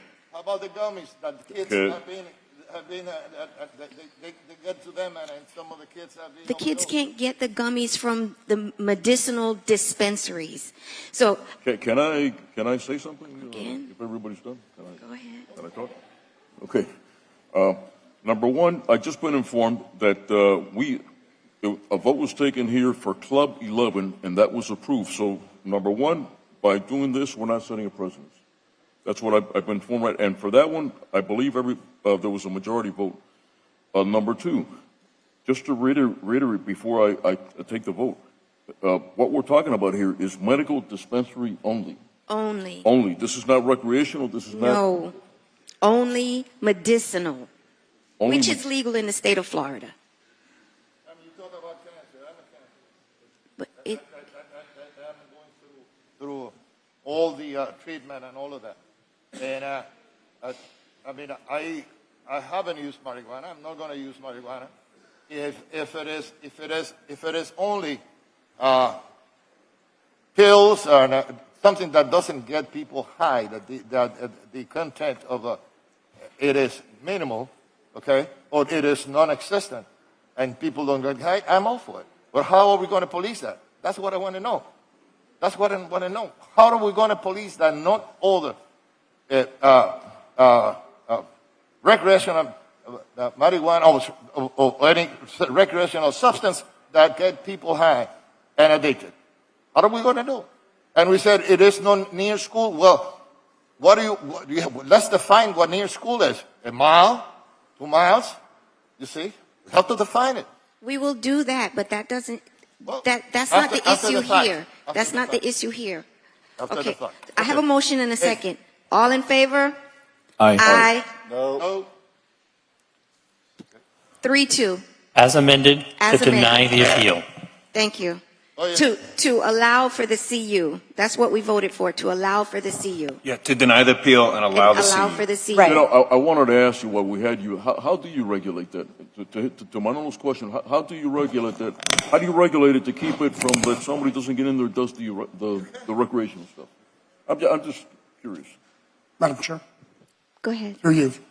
First of all, I think that it's important for everybody to understand that, for the record, Ron Book, 4000 Hollywood Boulevard, Hollywood, Florida, 33021, for the record, representing Air Wellness. For the record, I think that you have to start the discussion by understanding that you've got all of these smoke shops that are out there, and I will tell you that all of them are selling products that are illegal, unregulated, and would never be sold in any legitimate medical cannabis licensed operation. These are pharmaceutical products. Every single product that is sold in any medical cannabis pharmacy, we can call them a dispensary, they're defined as a pharmacy. Any one of them, the product must be approved by the state. The approval process on every product is a very lengthy process. And when you go from one company to another company, it is the same as going from Pfizer to Teva or to any of the other major, if you will, pharmacologically developed medicines that pharmacological companies sell to regular pharmacies. When you go to one, the products are not the same because Pfizer doesn't make what Teva makes. Trulieve doesn't make what Air Wellness makes. Air Wellness doesn't make what the other makes. They're all proprietary products that go through an approval process. Let me give you another example of what we don't permit in Florida. So, for example, if you went to California, Colorado, New York, New Jersey, I can name 35 or 40 states, you can go and you can buy a beverage. Florida has yet to approve beverages. Why? Because they're not comfortable yet on the content, if you will, of the THC and the CBD levels. Most of what I have heard over the last 2 years debated and discussed here are really primarily about the illegal smoke shops that are not licensed, not regulated, and frankly, if anybody went out and raided them, you would seize many products that nobody wants out there and nobody should want out there. As it relates to the question that was raised about gummies, first of all, the state not only regulates the content of what can go into any edible. There are specific criminal penalties for mislabeling, making it attractive for children. So the issue of whether children are or not, here's what I can tell you. They're going into the smoke shops and they're getting the products. They're going down to ABC convenience store and getting the products. Where they're not getting them is the licensed and regulated medical cannabis pharmacies. They're just not happening that way. And so from my perspective, and Madam Chair, through you, Commissioner Gabella hit it on the head. This is not the first one in the city. You approved one down at 11 that has since changed hands. I don't believe they're open at this point, but I can tell you we will move forward in an expeditious fashion and open. And I am happy to answer questions. And I did hear that there was a question as to what the interior of what one of our pharmacies would look like. Madam Chair, if I could, it gives you an idea of what the interior looks like. It doesn't look like ABC Smoke Shop down there, and it doesn't look like the convenience store, and it's not where you're going to buy that garbage Delta 8 stuff. And by the way, the legislature is going to pass legislation. It's on the floor in both houses next week to cap THC, CBD levels, not only in cannabis direct products, but in the hemp products as well. And Madam Chair, I'm happy to answer any other questions. I know it's been approved, but I'm happy to answer questions. The item has already passed. I don't. How hard was it for you, Ron, to get your medical marijuana prescription? Say that again? How hard was it for you to get your medical marijuana prescription? Thank you, Madam Chair, through you. As you well know, I had a year and a half of pure hell, much the way Commissioner Reyes is going through today. I was a cancer patient at the University of Miami in the Sylvester Cancer Center. And I will tell you that my oncologist, when all else failed, midway through my treatments, 42 grueling radiation treatments and 6 chemo treatments, recommended that I go see a medical cannabis doctor. I went through, they required me to supply them with all of my Sylvester cancer records. I had to provide them with my primary care physician records. Everything was submitted to that doctor. Was it easy? I had to spend 45 minutes in a doctor's appointment just as though anybody else would. I don't know how easy it is or isn't for somebody else, but I can tell you that I would not be here. I'd be a zombie-like individual. That's how bad it was at the time where I couldn't sleep. I do understand, Ron, and but you went the proper way to get your card and all of that. But if you go into the internet, they even advertise the cards, even in the internet, you see? And that's part of the problems that I have. It is quite easy to obtain a card. And it is going to be used and abused without, if we don't have regulation, it's going to be used and abused. And I think that we are beating on a dead horse. It was passed. Let's keep on moving. Exactly. It was passed. Thank you. Thank you very much. What time do we come back? Let's see. The remaining PZ items are 13, 14, 15, and 16. They don't have to be, the titles do not need to be read into the record. If there's no. Some need to be amended. Okay, What time but do I we have come notes. back? I'm going to say as amended. Put your hands down. Thank you. I'm trying to see if there's no controversy with 13, 14, 15, and 16. Can we take that right now and pass it? PZ 13, 14, 15, and 16. 16 is an appeal, so we may need to take it separately, Madam Chair. Okay, 13, 14, and 15. Motion. I have a motion for PZ 13, 14, Second. and 15. I have a motion and a second. All in favor? Aye. Aye. As amended? As amended, passes unanimously. Madam Chair, I don't know if PZ 15, I just have to say what we need to change is bounded by Northeast 18th Avenue, should read Northeast 18th Street. As amended. 13, 14, and 15 pass as amended. It is now 12:23.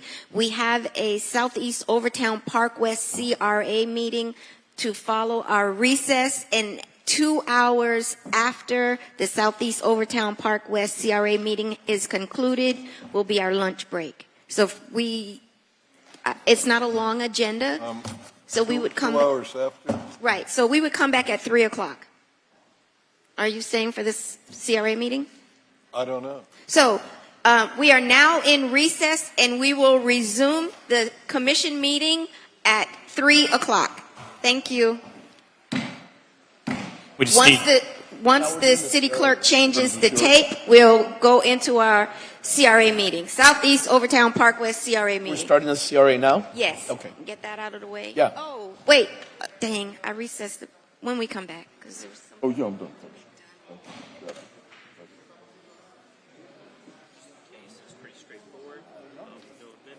Wait, wait, wait. Hold on.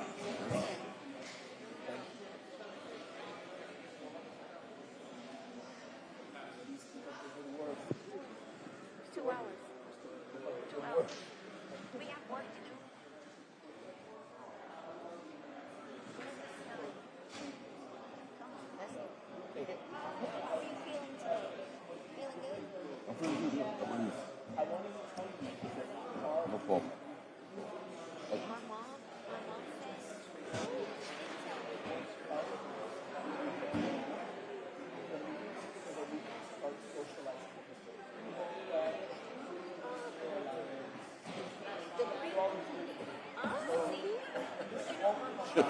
Hey.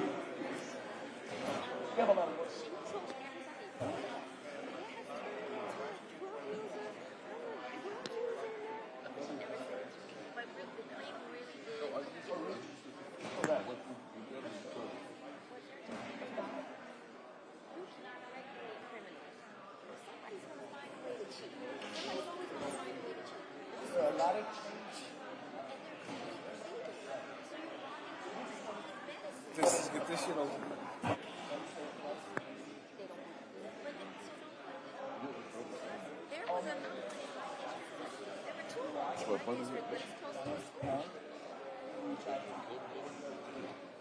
Chair? Chair, Are you ready? Okay. The Southeast Overtown Park West CRA meeting for February 22, 2024 is now in session. I will turn it over to the Executive Director, Mr. James D. McQueen. Madam Chair. Good afternoon. Before we go into the meeting, you know that we're going to have a barbecue. It's going to Stand off, yes. That's right. And I want to. We need somebody to be a judge from the city of Miami. I would like to volunteer, Mr. McQueen, to be a judge. To be the judge? Okay. That's right. Okay. All righty. I accept. Okay. Go ahead. Attorney Brown is going to read. We have a short agenda, so we'll only be a minute or two. If we're ready, Madam Chair.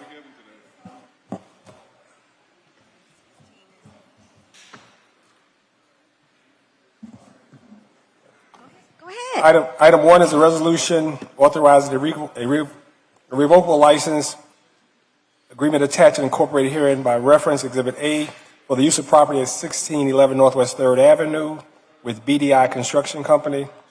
Item number 2 is a resolution authorizing the Executive Director to enter into an intergovernmental agreement with Miami-Dade County. Exhibit is attached as A for the installation and maintenance of rectangular rapid flashing beacons within the pedestrian walkway on 9th Street and 3rd Avenue in the Miami-Dade County right-of-way for an amount not to exceed $142,000.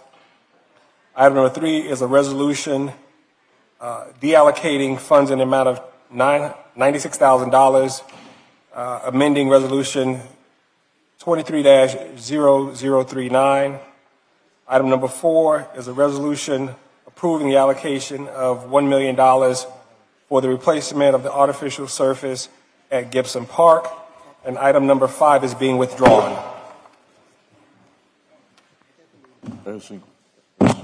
At this time, we're going to open up the floor for public comment. If anyone wishes to speak on behalf of any of the items before us. Seeing none for public comment, may I have a motion to withdraw Motion. The last, Item number Item number five. five. item number 5. Do I have a motion to withdraw item number 5? Motion. I have a Second. motion and a second. All in favor? Aye. Aye. That item is withdrawn. Do I have a motion to pass items 1 through 4? Motion. Madam, Second. I have a question here. Okay, go ahead. Just a question, out of curiosity, because I have seen this BDI before corporation. And who are the officers there? The officers of BDI? 1 second.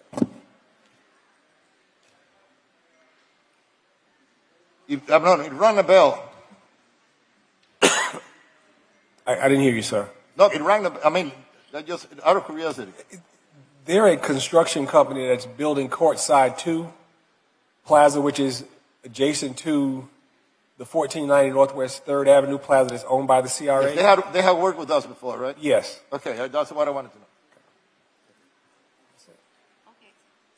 I have a motion and a second to pass items 1, 2, 3, and 4. All in favor? Aye. Aye. Aye. Motion carries unanimously. This concludes the Southeast Overtown Park West CRA meeting for February 22, 2024. The City of Miami Commission meeting will resume at 3 o'clock. Thank you.